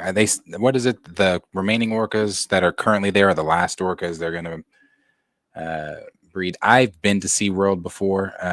The church I grew up in, every summer we would take a church vacation to somewhere, and we went to SeaWorld one summer, and I think that's the only time I went. But a friend of mine was wanting to go, and I was like, I don't know if we can go to SeaWorld. I was like, and I hadn't seen the Blackfish documentary. I was like, I know there's a lot of controversy around SeaWorld. I was like, so I don't know. I was like, let me watch the documentary. And after I watched it, I was like, I can't go to SeaWorld with you, but I was like, yeah, you enjoy it. No, I can't support it. Imagine having whole oceans to live in and being in a tiny tank. Do you know that James Cameron, I don't know this, James Cameron watched the Blackfish and he went, you know what, whales are cool. They're going to be in my Avatar too. And that's why those smart beings are in Avatar too.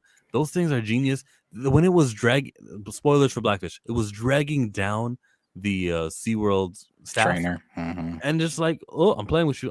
I know that this is not enough to kill you. I understand that, because if I kill you, they'll put me down. That's how fucking smart these animals are. They're ridiculously smart. Ridiculously smart. Telepathic. We don't know that. They're not. Well, scientists think that they have their own, like, different pods speak different languages. It's very interesting. I was watching not the Blackfish documentary, but a different documentary on them that was just talking about how extremely smart they are, what they're capable of, how they are extremely attached as a family, as a pod, and everything like that. Like, orcas are really cool. They're really cool, man. That's why I cannot go to SeaWorld, because I can't support them being in that little tank. Like, something as smart as that, can't support it. And then the way that they treated Tillicum, or what was his name? Yeah, sounds right. Yeah, the way that they treated him, that was awful. It was awful. And most of the ones they have in captivity are kids from Tillicum. Mm-hmm. I still wanna, you know what? See what you guys don't have, bro. You guys don't have Marineland. You guys don't have the jingle. You have no idea. See, there's a lot of local songs that, by the way, that's my height right there. There's a lot of local jingles that'll make you want to do something. Marineland song. Oh, you're not ready for this one. Darius, whatever local jingle that you have in your life. 4 weeks ago, we washed my dog. It will not be better than the song that I'm about to play you. That is the reason why. I already got one in my head, but go ahead and play it. Great. You pull it up, get it ready, and make sure that's there, because it's a contest. Chat, we leave it up to you. Who's got the better jingle? Yeah, pull it up, and I'll prep this, and I will be throwing it to you guys in the live chat of who's got the better song. We're probably gonna get flagged. It's okay. And we will. This is worth it, because I'm telling you, animals, humanity, all that good stuff. But damn, this song makes me want to go to Marineland in Niagara Falls in an hour and a half. This song is it. This is the local jingle. Toronto versus Oklahoma. Let's go. I know in Ontario, where the sea lions kiss, so the story goes. It's amazing shows and friendship code. Everyone loves Marineland. You'll be spinning, diving, and soaring high. I rode a coaster ride, we're flying to the sky. Now you know what you say when you leave here today. Everyone loves Marineland. Okay. All right, chat. You heard that one. Now, this is one that comes on in Oklahoma. I don't know if it comes on just in Oklahoma, but I know it's in Oklahoma. It's on every holiday season. I sent it to you in the yeah. Oh, my bad. Yeah, let's find it.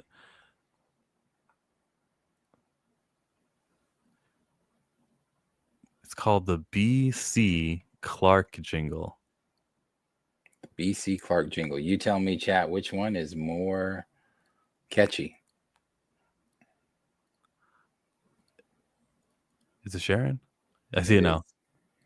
Jewelry is the gift to give. 'Cause it's the gift that live and live. So give the gift you know can't fail. From BC Clark's anniversary sale. Most sales are after Christmas, but Clark's is just before. Most everything is marked way down. This has been playing since I was like a child, elementary. Oklahoma's oldest jeweler since 1892. So give the gift you know can't fail. From BC Clark's anniversary sale. Ding. Hey. Yeah. From Oklahoma for the 1892? win. Who? I didn't say that. Who? 405. What? If you got BC Clark, put that in there. If you got Marineland, put that in there. Because I think everyone love. She even says, now you know what to say when you leave here today. Everyone loves Marineland. It's a banger. They got variations too. Like when the beluga whale was there, they had a different song also. No. But it ended the same way you wanted to end. Definitely Oklahoma for the win. 405 represent. You know, we had a singer for a minute. I mean, we have famous people from here, but we had a local singer. Well, the other people that are famous are local. But this guy was like local, like. His name was Super J. He had one good song, and it was on the radio all the time. I went to his concert at Frontier City to hear that one good song. And like out of 10? No, maybe 2, 3. I don't know. I don't remember. I don't know. Like, you know, Brad Pitt's from here. One of the Golden Girls are from here. Reba, Don Cheadle from there? Yes, Don Cheadle. Kanye. Ugh. Kanye's not from there. He's from Atlanta. Buddy. Now, you know, if I went into the deep dive on the channel with you on my ancestry tree and all that kind of Kanye is stuff. from Oklahoma. Kanye West is from Donda. Oklahoma. Yes, his mother, his grandfather, they're from here.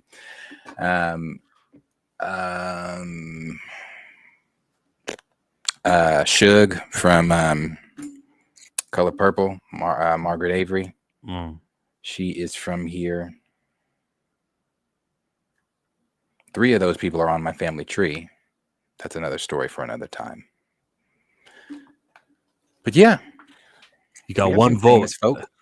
There's only one person who wanted to share and chime in. BC Clark here, because it's got the same vibe as the theme music in WandaVision. Thank you. Thank you for that, Stamina. And you know, with that one vote, we will close the poll there. That one vote will do it. Thank you for that, Stamina. BC Clark here. Hey, it's very catchy. Every Christmas. Every Christmas. Without a miss. But anyway, yes, guys. Chill and I could do this all night. But we have to do it in a couple of hours. So, again, if you've stayed here this long, I expect to see these same people, faces, names, whatever, tomorrow morning, 10 a.m. Central Standard, 11 a.m. Eastern Standard for the morning report. We'll dive into some things, do some games and some, I doubt there's going to be a lot to really talk about. So expect some tier lists, maybe some things. Look at the thumbnail. You'll see what it's going to be. We've got the Zootopia trailer. We did. Oh yeah, the Zootopia trailer that we'll discuss. I watched it. It was fun. I'm ready for that one. So yeah, so tell a friend to tell a friend to tell a friend, and we'll see you guys tomorrow morning. Like, subscribe, share with your friends.